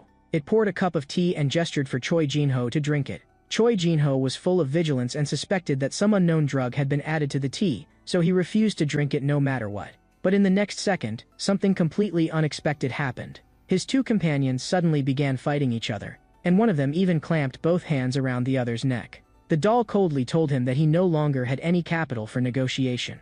The only choice left to him was to obediently drink that cup of liquid. In his current state, he had no right to refuse. In the end, Choi Jin-ho had no choice but to drink all the liquid in the cup. The drug began taking effect inside his body. Choi Jin-ho became like a puppet out of control, sounds coming from his mouth that did not sound human at all. The one behind the scenes stood to the side and observed the drug's effects, saying that the overall result was fairly acceptable. But there were still deviations in the details. The transformation had not reached the ideal standard. It casually even gave him a name, calling him the little guy who had delivered himself to the door. The scene shifted, and the light-hearted campus atmosphere instantly washed away the oppression from just now. It was already lunchtime now, and Ryu Woojin was irritated beyond measure. He clung tightly to Yumina and ordered her to immediately delete the short video posted on TikTok. Shin Yi-jin could not understand it at all, and instead thought the video had turned out especially well. Yumina also immediately agreed. Of course she was unwilling to delete it. It turned out that Ryu Woojin himself had accidentally posted that video. He only happened to learn about it the next morning. What made Ryu Woojin even more embarrassed to the point of wanting to dig a hole and hide was that the video had unexpectedly gone viral. A junior girl from his former school had even come specifically to find him, her eyes full of longing, just to see her senior. The junior looked obedient and quiet, but in Ryu Woojin's eyes, this meeting was a complete and utter public execution. Shin Yi-jin objectively advised that since Ryu Woojin was resisting it so much, deleting the video would indeed be reasonable. But Yumina still refused to delete it, because the video had already gone viral. The number of likes had directly soared to 87,000. Such outrageous traffic instantly tempted Yumina. She pestered Ryu Woojin, insisting that he partner with her to film a new video together. She wanted to ride this wave of popularity and chase another viral hit. Pestered to the verge of collapse, Ryu Woojin could not help complaining wildly, accusing Yumina of relying on others for everything and being completely incapable of handling things independently on her own. Seeing that coaxing and pestering were useless, Yumina immediately brought out her bargaining chip, if he did not cooperate with the filming, then in the future she would never again introduce romantic material to Ryu Woojin. That one sentence instantly seized Ryu Woojin's fatal weakness. And so, the two of them took one couple-style photo shoot after another. Even Shin Yi-jin, who was in charge of taking the photos, was becoming envious. If these two really were a couple, they would be way too sweet. Yumina, who had gotten excited while filming, smoothly brought up class president Hong Juan. This was relationship material she had specially recommended to Ryu Woojin. More importantly, he was also Ryu Woojin's deskmate. Hong Juan was wholly devoted to studying and was still single even now, having never been in a relationship before. Ryu Woojin immediately found it absurd and completely could not understand that kind of state where someone only had studying in their eyes. Yumina hurriedly explained the inside story. Hong Juan and their classmate Jin Soo-hee actually had a rather ambiguous atmosphere in their usual interactions. It was just different from the sweet dynamic of Moon Seo-jun and Shin Yi-jin. Ji-won and Soo-hee were more like a bickering pair constantly competing with each other, academic rivals. Ryu Woojin only found it baffling. This could count as romantic material too? Yumina thought he simply did not understand, and planned to go straight into the classroom to introduce the two of them to him. But just a second earlier she had been calling herself a social butterfly and saying she would handle the whole introduction herself. Yet when she reached the classroom door, she suddenly chickened out, making excuses that entering an unfamiliar class was really too awkward and too uncomfortable. Just then, Kong Ji-ho appeared behind them like a ghost and asked whether she was awkward or uncomfortable. He also casually asked whether she and Ryu Woojin were very close, and even reminded her not to do this kind of meaningless absurd thing. Looking at the hesitant Yumina, he only felt that Yumina did things without thinking and had no sense of limits. But he forgot that beside him stood a great demon king. Ryu Woojin slapped a hand onto him. He even enthusiastically struck up a conversation on his own, sighing that ever since their last fight, the two of them had never had the chance to properly chat. He even casually asked how he had been doing lately. Kong Ji-ho was made uncomfortable all over by Ryu Woojin's overly familiar attitude, but Ryu Woojin solemnly declared that the two of them had fought fiercely back then. Kong Ji-ho had even used a weapon and beaten him until he bled, and yet they had become friends through fighting and now could already be considered friends. Those words completely set Kong Ji-ho off. He shook off Ryu Woojin with one motion, turned around, and left. Not long after, the class bell rang. Yasuo spoke and told Kong Ji-ho to go in. Yumina could tell that Yasuo seemed a little angry, as though something had happened, but Ryu Woojin pretended that he had heard nothing at all. In class, Ryu Woojin sat beside Hong Juan with his arms folded, looking cocky. For the sake of gathering romance material, he took the initiative to greet Hong Juan. That sudden greeting directly left Hong Juan at a loss. Just then, it happened to be time for an in-class question. Hong Juan precisely gave the answer, 1.6, and immediately received public praise from Yasuo, securely defending his title as second in the entire school. The classmates instantly burst into admiration. A top student really was still a top student. Yasuo immediately began explaining the core knowledge points behind the problem in detail, but at that exact moment, Jin Soo-hee arrived late, apologizing repeatedly and saying that she had stayed up all night gaming, then overslept, which was why she was late. Ryu Woojin instantly thought to himself that she was dead.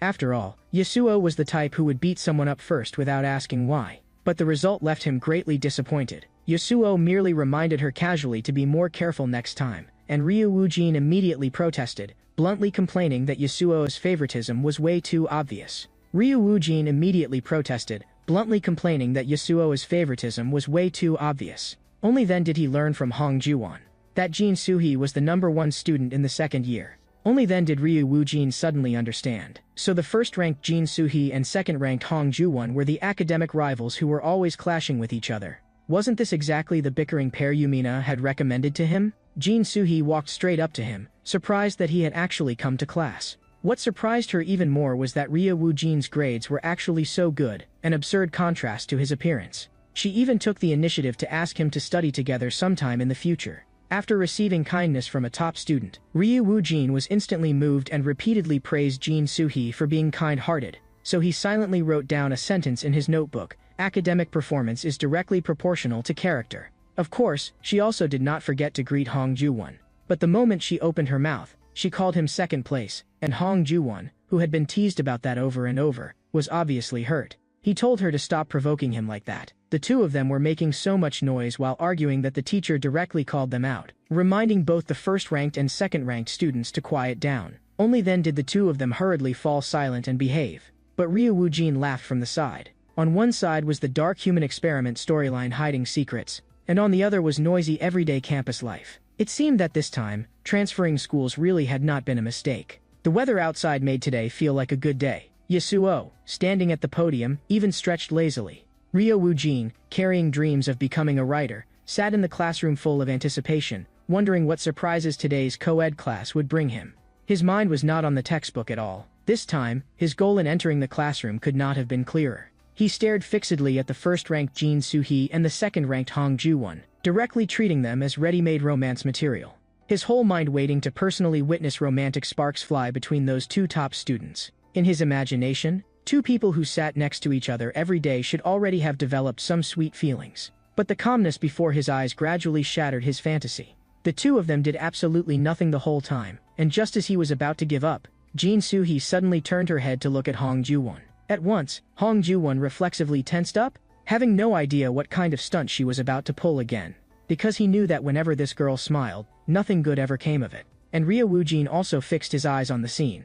In the next second, a small note was tossed onto Hong Ju-won's desk. Ryo Woojin instantly tensed up, and even excitedly guessed that the note might contain some kind of confession, waiting eagerly for a famous scene to unfold. But Hong Ju-won's thoughts were completely different. What exactly could this thing be that she insisted on passing over during such an important class? In the end, there was not the slightest bit of ambiguity in the note. It was merely one of Jin Soo-hee's pranks, and all it said was a joke about Hong Ju-won being forever second place. Hong Ju-won was immediately both embarrassed and angry, and quickly warned her to stop while she still could, but that was exactly the reaction Jin Soo-hee most wanted to see. She did not even care that class was still in session and laughed out loud on the spot. Hong Ju-won was badly provoked by her, his face full of the expression of someone who had no idea what she was trying to do. Seeing that, Jin Soo-hee not only failed to restrain herself, but continued provoking him, bluntly declaring that if he had the ability, he should beat her with his grades, and then deliberately switched to calling Hong Ju-won by the nickname Cola.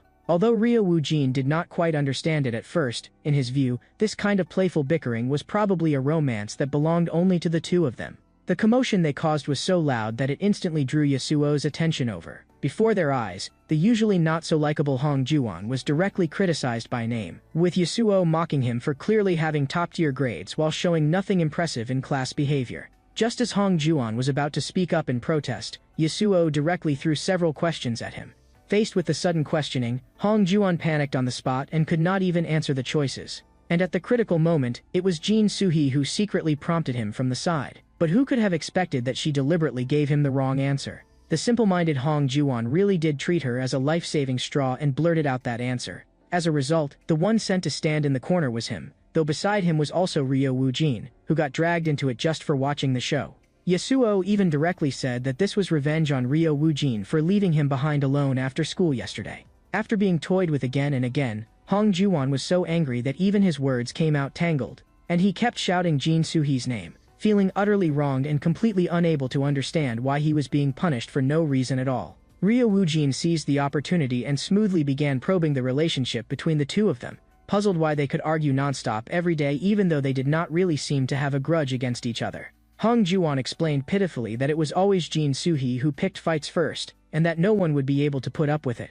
With one sentence, Ryo Woojin pierced straight to the point, teasing that though Hong Ju-won complained with his mouth, in his heart he actually did not dislike being thought about like that by her at all. Right after that, Hong Ju-won turned around and asked about Ryo Woojin's academic level. Thinking of how Ryo Woojin had solved all the difficult questions in yesterday's in-class test, Ryo Woojin told him that he had only learned a little ahead of schedule back in middle school. As he spoke, he suddenly reacted sharply and thought Hong Ju-won had mistaken him for a new academic rival. Ryo Woojin hurriedly explained his true purpose. Compared with competing with others in grades, the most important thing to him now was collecting romance material. He frankly admitted that he was determined to become a romance webtoon artist. He did not want his precious student days to be left with nothing but dull studying, because romance stories were an absolutely indispensable part of youth.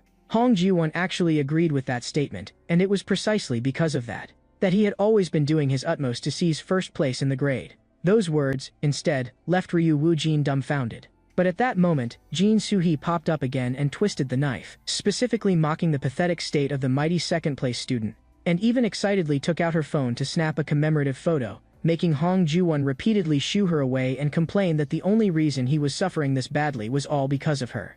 But Jin Soo-hee casually tossed out a line saying that all of this was for his sake. That instantly threw Hong Ji-won's thoughts into chaos. Later, they learned that Hong Ji-won had originally planned to go to the library after school. Jin Soo-hee took the initiative to invite him out for coffee, saying it would count as an apology. But Hong Ji-won did not even think about it and directly refused in a sharp voice. Seeing that she could not invite Hong Ji-won out, Jin Soo-hee immediately changed targets. She actually turned around and invited Ryo Woo-jin to go study with her instead. That sudden invitation directly startled Hong Ji-won, and he hurriedly demanded that Ryo Woo-jin reject it immediately. Ryo Woo-jin had no idea what kind of game the two of them were playing, but in order to get the material he wanted, he still accepted without hesitation, making Hong Ji-won's mentality explode on the spot as he directly called him crazy. The scene shifted, and the library was eerily quiet. What made everyone's jaws drop was that Ryo Woo-jin actually really did sit obediently to one side, and begin explaining problems to the first-ranked Jin Soo-hee. Step by step, he broke apart the solution process, substituting the corresponding formulas into the questions and slowly deriving the answer.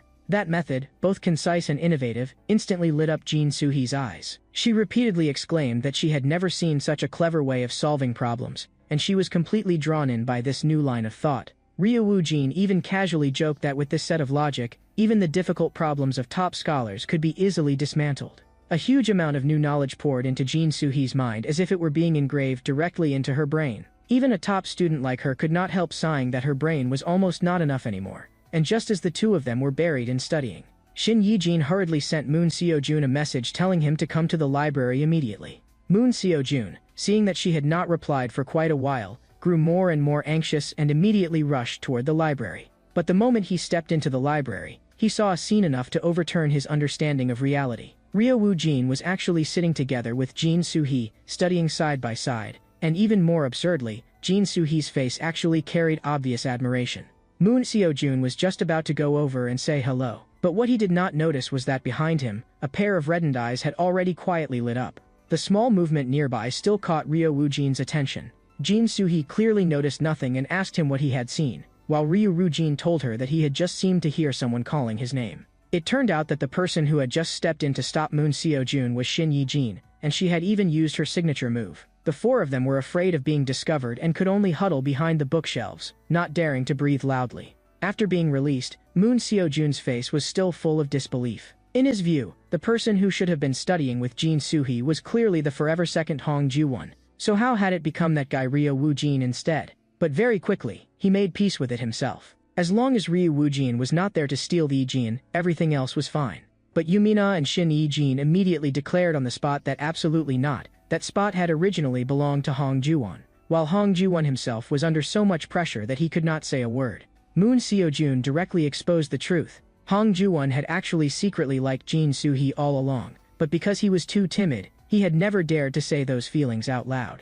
Now that he was watching with his own eyes as someone else stood beside the person he liked, of course he was anxious beyond measure. Hong Ji-won, whose feelings had been exposed on the spot, was both embarrassed and angry, desperately denying it with his mouth, but every sentence around him hit right in the center of his heart. Moon Seo-jun even rarely turned serious and advised him that if he kept standing still and doing nothing, in the end he would only watch the person he liked drift farther and farther away, wasting this bond for nothing. Compared with the atmosphere on their side, so tense it was practically frozen, Ryo Woo-jin and Jin Soo-hee had already temporarily stopped studying, and planned to take a short break first. Jin Soo-hee took out a bottle of banana milk and gave it to Ryo Woo-jin as a thank you gift, thanking him for teaching her so patiently. But because they had different ways of drinking it, the two of them somehow ended up having a small disagreement. Ryo Woo-jin was used to sticking in the straw and drinking it directly. Jin Soo-hee, however, preferred to shake the milk evenly first and then drink it slowly. Halfway through chatting, Jin Soo-hee casually pulled out a packet of buldak hot sauce. That movement made Ryo Woo-jin freeze completely,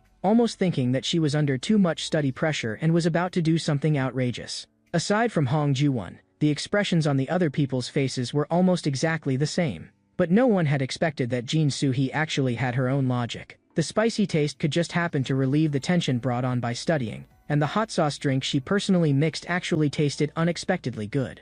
But in Ryo Woo-jin's eyes, that combination was simply dark cuisine that was impossible to swallow. During their casual conversation, the thick notebook by Ryo Woo-jin's hand also aroused Jin Soo-hee's curiosity, and after asking several times, Ryu Woojin finally confessed that it was actually his romance material notebook. So the ultimate goal behind his transfer was to become a romance comic creator, and the campus interactions and shy emotions he saw in daily life would all be casually written down by him and slowly accumulated into creative inspiration. After hearing about his dream, Jin Soo-hee was genuinely worried for him and could not understand why he insisted on choosing such a difficult and uncertain path. After learning that the notebook was specially used to record daily romance material, she even deliberately smiled and asked whether the time she and Ryo Woojin had spent studying together had made his inspiration explode or his heart beat faster. That string of teasing made Ryo Woojin laugh helplessly. The light, warm atmosphere between the two of them also slowly reached its peak. Very soon, the topic landed on Jin Soo-hee and Hong Ju-won.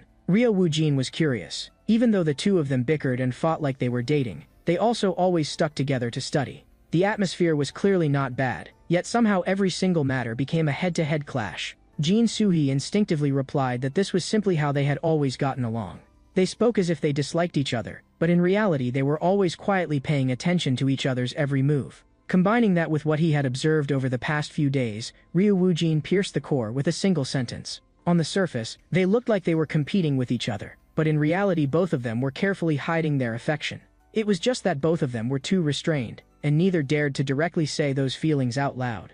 Those words instantly struck right at Jin Soo-hee's true thoughts, leaving her angry and helpless all at once. A second ago, she had still felt that Ryo Woojin seemed pretty reliable. The next second, she could not help complaining that saying you could see through other people's hearts just by looking at their faces was way too ridiculous. In a huff, she packed up her things and got up to go home. But because she left too quickly, Jin Soo-hee left behind that packet of hot sauce. Ryo Woojin picked it up and immediately chased out of the library. Along the way, he opened his mouth several times, wanting to return the item to her. But just after leaving the school gate, a few hooligans loitering nearby directly surrounded Jin Soo-hee. They said they had a miracle medicine that could quickly improve grades and coaxed her to close her eyes and give it a try. Jin Soo-hee raised her hand and slapped the thing away. What a joke. As someone who had firmly held first place in the grade for years, why would she need something like that? She directly said that she had been first place since middle school and simply did not need this kind of crooked shortcut medicine. On the spot, she saw through the fact that this group were nothing but street punks trying to hit on her.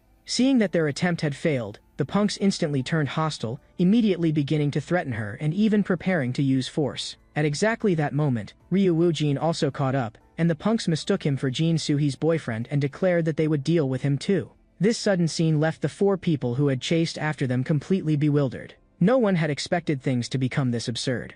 Hong Ju-won's first reaction was to go find a teacher and call the police while he was at it, but Moon Seo-jun raised a hand first and stopped him. He signaled that things were already over at this point. Hong Ju-won looked utterly confused. Clearly it was those troublemaking punks who should be handed over to the police. Only after pressing further did he finally understand. When Moon Seo-jun said things were over, he was not referring to Ryo Woojin, but to that group of punks, because he knew very well just how strong Ryo Woojin really was. On the other side, the punks had already grown impatient and started yelling at Ryo Woojin, even threatening that if he dared get in their way, they would beat him up too. Hearing that, the corner of Ryo Woojin's mouth instead curled upward. But in the next second, the other side suddenly made a move. Ryo Woojin directly spat out a mouthful of blood, and then his whole body collapsed to the ground.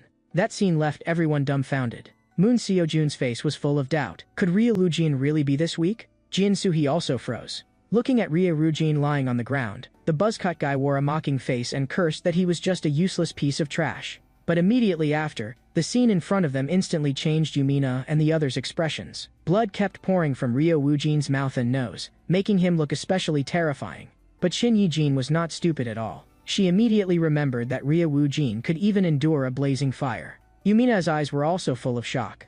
In Moon Seo-jun's mind, there even flashed the image of him jumping straight down from a rooftop. There was no way they would believe that someone ridiculously strong like him could not withstand a single punch from that guy. But Hong Ju-won did not know any of this. He thought someone was really about to die, and immediately wanted to call the police. And yet right at that moment, Ryo Woojin suddenly shouted to Hong Ju-won for help. Hong Ju-won was stunned out of his mind. He knew very well what he himself was capable of. Seeing that, the buzzcut guy casually slapped Ryo Woojin again. Ryo Woojin went along with it and fell to the ground. Moon Seo-jun finally could not bear to watch anymore and said he was going over to save him right now. But before he could move, Ryo Woojin sternly shouted at him to stop. He simply could not understand what kind of game Ryo Woojin was playing, and bluntly said that Ryo Woojin was a lunatic who had put all his stats into brute strength. and right now, he was clearly trying to go help him.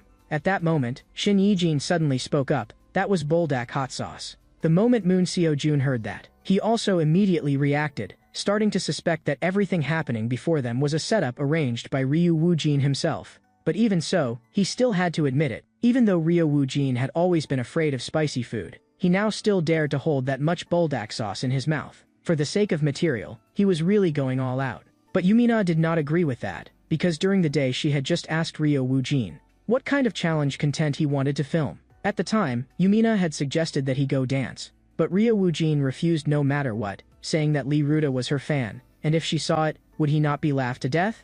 In the end, Yumina could only change her suggestion and tell him to try the super spicy chicken leg challenge, and at that moment, Ryu Woojin had already felt his heart sink. So Yumina knew best just how afraid of spicy food Ryu Woojin really was. He was basically a purebred weakling when it came to spice, which meant that his cries for help right now were not an act at all, because that rising wave of spiciness had truly completely wrecked him. In pain, he screamed miserably while desperately calling for Hong Juwon to save him, wailing in despair that he really could not hold on much longer. Hong Juwon was frantic, but he usually did nothing but bury himself in his studies and had no strength to fight with, so what could he possibly use to save Ryu Woojin?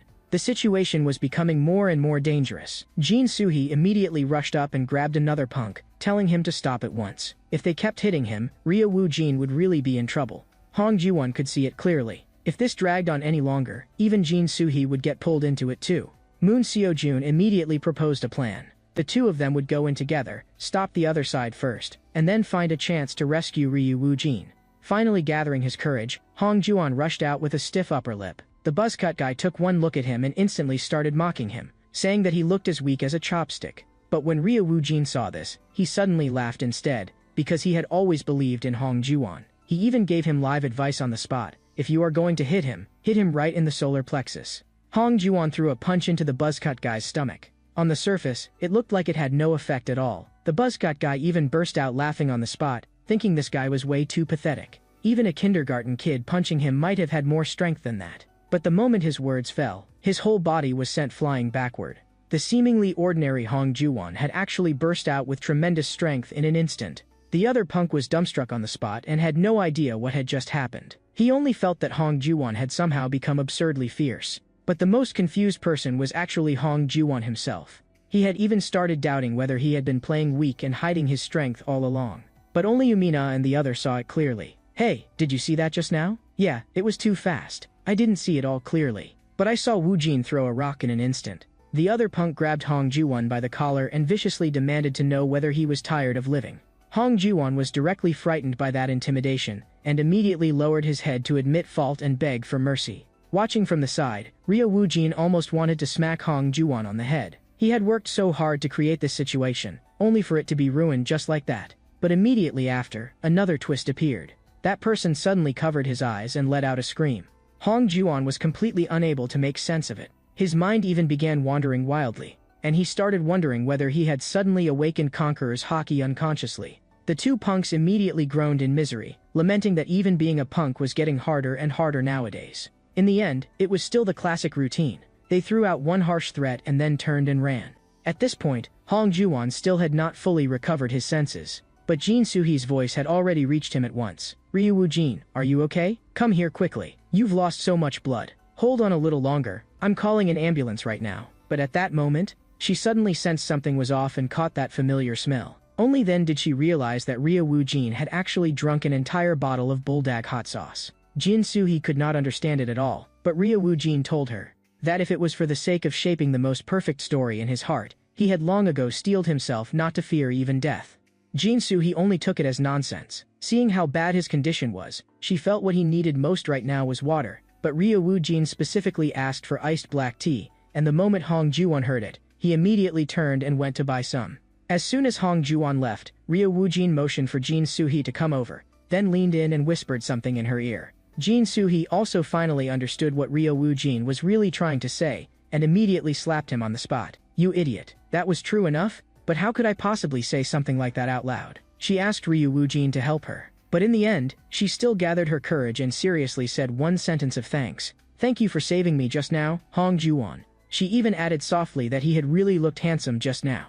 Hearing those words, Hong Juwon froze completely. The moment Jin Soo-hee saw that, she quickly urged him to go buy the drink already, and even deliberately called him directly by his full name. It was as if Hong Ji-won were allergic to that name, and he immediately protested seriously, forbidding her from calling him by his full name. Jin Soo-hee directly fired back that if he did not like it, then he should go take first place. Ryo Woo-jin instantly felt that he had obtained excellent material. Watching other people fall in love could actually make someone's blood boil this much. This kind of romance was practically explosive.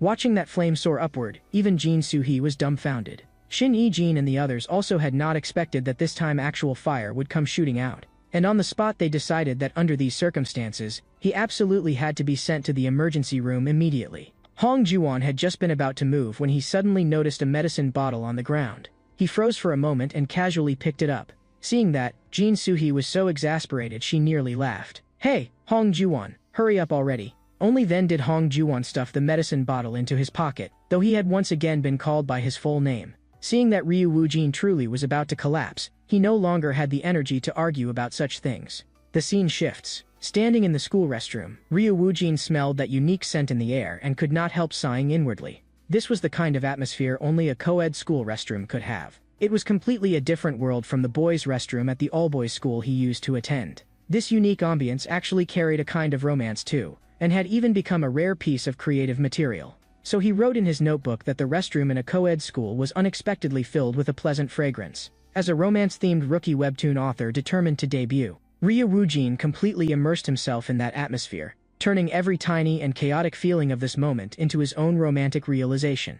When his emotions surged to the very peak, he suddenly lost himself and could not help letting out an uncontrolled shout, scaring the other students into thinking a pervert had entered the restroom. Even after returning to the classroom, he still had not recovered.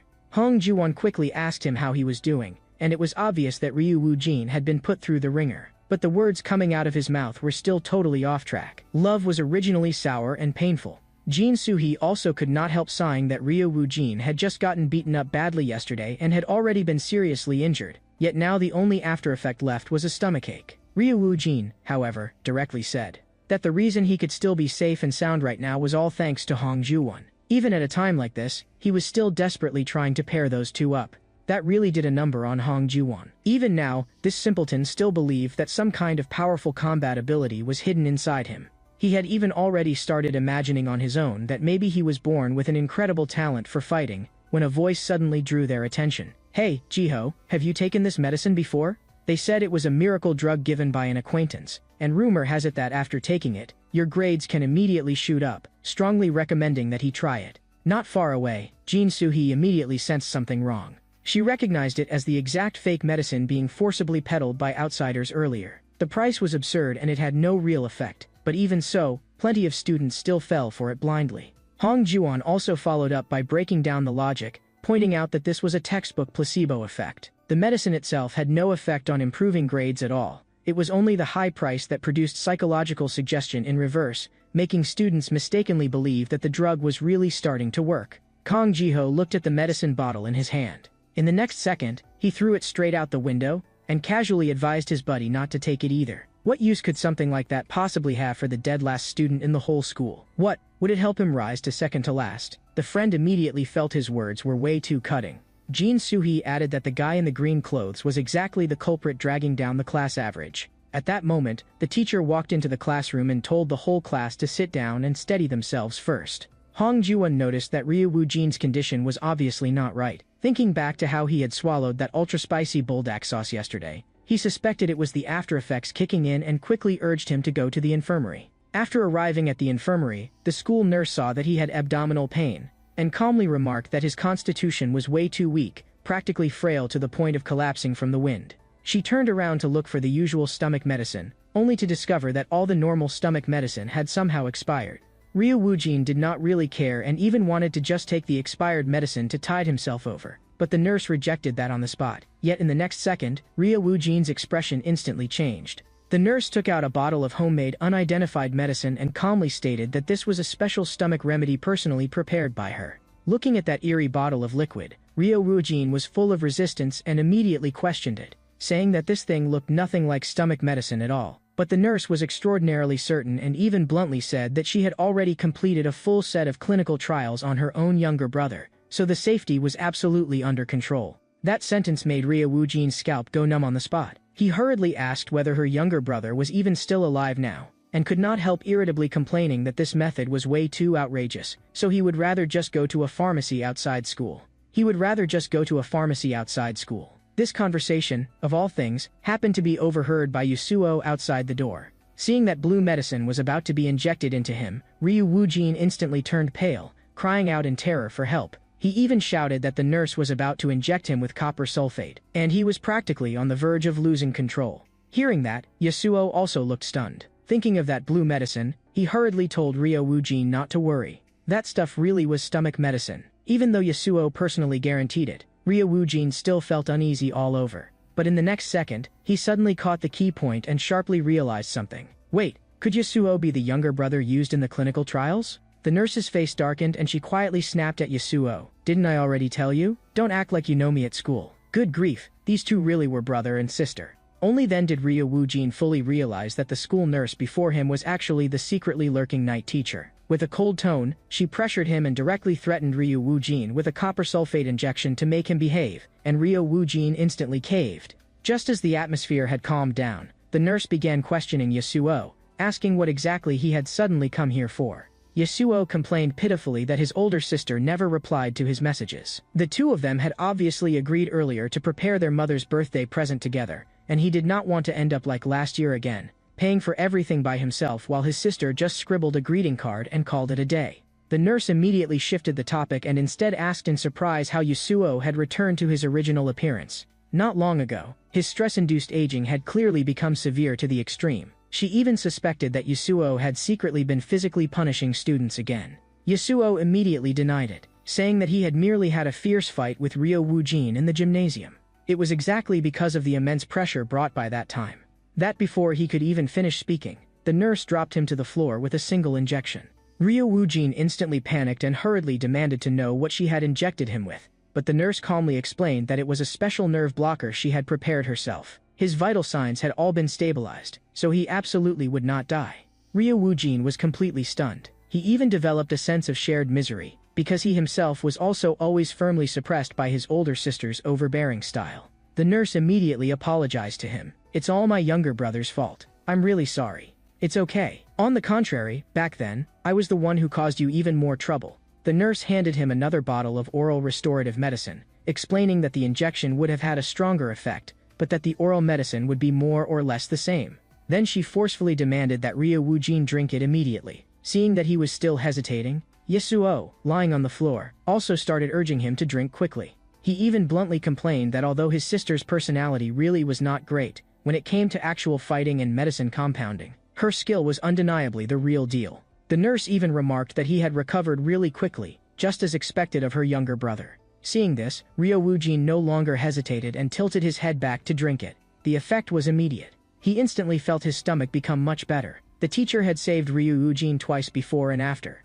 which gradually made him start trusting her. And at the same time Ryo Woojin could not help asking the question that had been bothering him. He truly could not understand why his older sister would come to a middle school like this to be a teacher, because she did not look like someone who would do that kind of work at all. Seeing that Ryo Woojin was basically fine now, the nurse immediately urged him to hurry back to class, and also reminded him that midterm exams were already approaching, telling him to watch his health and prepare well. Only then did Ryo Woojin suddenly realize that the exams were actually already almost here. In the next second, she roughly threw her gaze toward Yasuo as well and told him to hurry back to class too. Poor Yasuo's body was still tingling and numb at that moment. Moon Seojun was hurrying this way in a rush. Almost there. Gyumin, hang in there. The moment Ryo Woojin heard it, he immediately recognized Moon Seojun's voice. If it's Teacher Anna, she'll definitely be able to help us solve everything.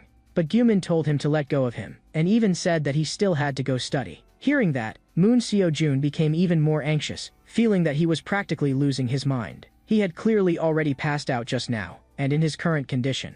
But he did not notice at all that Gyumin was clutching a pen tightly in his hand. In the next second, he suddenly raised the pen high. Shut up. This is the most critical moment right now. I told you, my concentration is at its peak right now. Looking at Moon Seojun collapsed on the ground, all three of Ryo Woojin's group were stunned. This was the first time since he transferred here that he had run into something like this. A bleeding wound had suddenly appeared across Moon Seojun's back. Ryo Woojin grabbed Go Gyumin in one yank as his consciousness was already beginning to scatter. Suppressing his anger, he demanded to know what exactly he had done to Moon Seo-jun, and whether he really had a death wish. But at this point, Go Gyu-min could not hear any outside voices at all. And fragmented bits of knowledge kept spilling from his mouth. Chemical bonds, molecules, polarity, polar covalent. These chemistry terms and English grammar were all tangled together chaotically, constantly spilling out in his delirious muttering. Chemistry terms and English grammar were all tangled in a mess, with English grammar crammed chaotically into his out-of-control mind. Hydroxide ions, moles per liter. He repeated over and over that it was too late. His mind was filled with nothing but scattered formulas, and his reasoning had long since broken apart. Even Ryu Woojin was stunned into silence. He clearly had not even done anything yet. At that moment, Moon Seo-jun hurriedly stopped Ryu Woojin, preventing him from getting any closer to the out-of-control Gyu-min. He said he himself was fine, but begged Ryu Woojin to think of a way to restrain Gyu-min first, and also told him that Gyu-min had suddenly become like this in the middle of class. Anna quickly treated the wound on Moon Seo-jun's back, and casually joked that he and Ryu Woojin were practically the two VIPs of the infirmary. Looking at Gyu-min, whose breathing had finally become a little more stable, the teacher made a preliminary judgment that this was an acute panic attack triggered by pre-exam stress. After that, she asked Moon Seo-jun to explain everything from beginning to end. Moon Seo-jun began talking about how Go Gyu-min had seemed like a completely different person lately. The two of them were both students in class 4 of the second year. Although Gyu-min had never really been outgoing, his emotions had always shown plainly on his face. Whether he was happy or irritated, he had never hidden it. But in just these past few days, it was as if he had completely sealed himself off. He ate lunch alone in hiding, and no matter who called him during breaks, he would not go. At first, Moon Seo-jun had thought he was just in a bad mood. But as time went on, Gyu-min seemed to lose even his emotions. He became numb and silent, like his soul had been sucked away. Then during class, Gyu-min suddenly fainted. Moon Seo-jun immediately carried him on his back and sprinted all the way into the infirmary. He guessed that the fact that midterms were getting close had completely crushed Gyu-min under the pressure. But just then, Ryu Woojin suddenly spoke up and asked how Gyu-min usually did in school. After learning that he was only around the middle of the class, Ryu Woojin suddenly remembered something strange. He was almost certain that the reason for Gyu-min's breakdown was not exam stress at all. It was those unidentified grade-boosting drugs being sold by people outside the school. Because yesterday at the entrance to the library, someone had specifically stopped students preparing for exams and sold that kind of pill that claimed it could quickly raise grades. Even Jin Soo-hee, the top student in the entire school, had almost gotten entangled with them. After hearing this, Yasuo also spoke up, saying that this was obviously a scam targeting students. But if they really wanted to prove this guess, they would first have to find a sample of the drug and test it. But after being exposed, those people selling the drugs had already taken all the bottles away, and left nothing at the scene. At that moment, Ryu Woojin suddenly remembered. That Kong Jiho seemed to have thrown away a bottle before, and the location was by the riverside outside Building 3. The moment Moon Seo-jun heard that, he immediately wanted to rush out and look for evidence. But Teacher Anna stopped him on the spot and raised a more realistic issue instead. No matter what the truth behind this was, many teachers and students had personally seen Go Gyu-min stab Moon Seo-jun with a pen just now. That already constituted a serious case of armed school violence. According to school rules, the school violence committee would definitely intervene, and Gyu-min would definitely receive severe punishment. This school had always handled such matters by only looking at the result and never the cause. They would only focus on the fact that he had hurt someone, and absolutely no one would seriously investigate why Gyu-min had suddenly become like this. But Moon Seo-jun still sincerely begged the teacher not to report the incident just yet, because he knew that Gyu-min was originally a very gentle person and could never have done something like this for no reason. After a moment of silence, Teacher Anna still agreed to suppress the matter for the time being. But Yasuo seriously reminded Moon Seo-jun that if the thing about the drug was true, then Gyu-min had to go to the hospital immediately for a complete drug screening. But Anna directly rejected sending him to the hospital. Yasuo immediately grew agitated and bluntly said that this was no small matter. How could they brush it aside so casually? But Anna instead asked him, "Do you think Gyu-min would willingly touch something like that? He's just an ordinary high school student who was deceived into accidentally taking a so-called miracle drug for raising grades. It's not like he knowingly got involved with contraband drugs. Just because he was tricked once, should he be labeled as drug-related and have his life ruined? That kind of handling would not be fair." Yasuo only felt that his sister was clearly favoring Gyu-min. Anna was silent for a long time, and only then slowly began talking about the true meaning of education. Everyone makes mistakes when they are young, more than simply punishing them. What teachers should do is give students a chance to correct themselves. Guidance will always be more important than punishment. Those words also instantly made Yasuo think of himself. Because back then, a teacher had once given him a second chance too. Judging from the messages in the group chat, everyone had already split up to search through Gyumin's school bag and locker. But the medicine bottle by the river was not found either, as if someone had taken it away in advance, and the entire trail of clues was instantly cut off completely. At this moment, inside Class 1, Jin Suhee looked at Hong Ruan and teased that the flustered way he had run to the bathroom in the middle of class was really funny. No wonder he could only be the eternal second place. This seemingly unrelated conversation quietly drew in another sudden turn of events.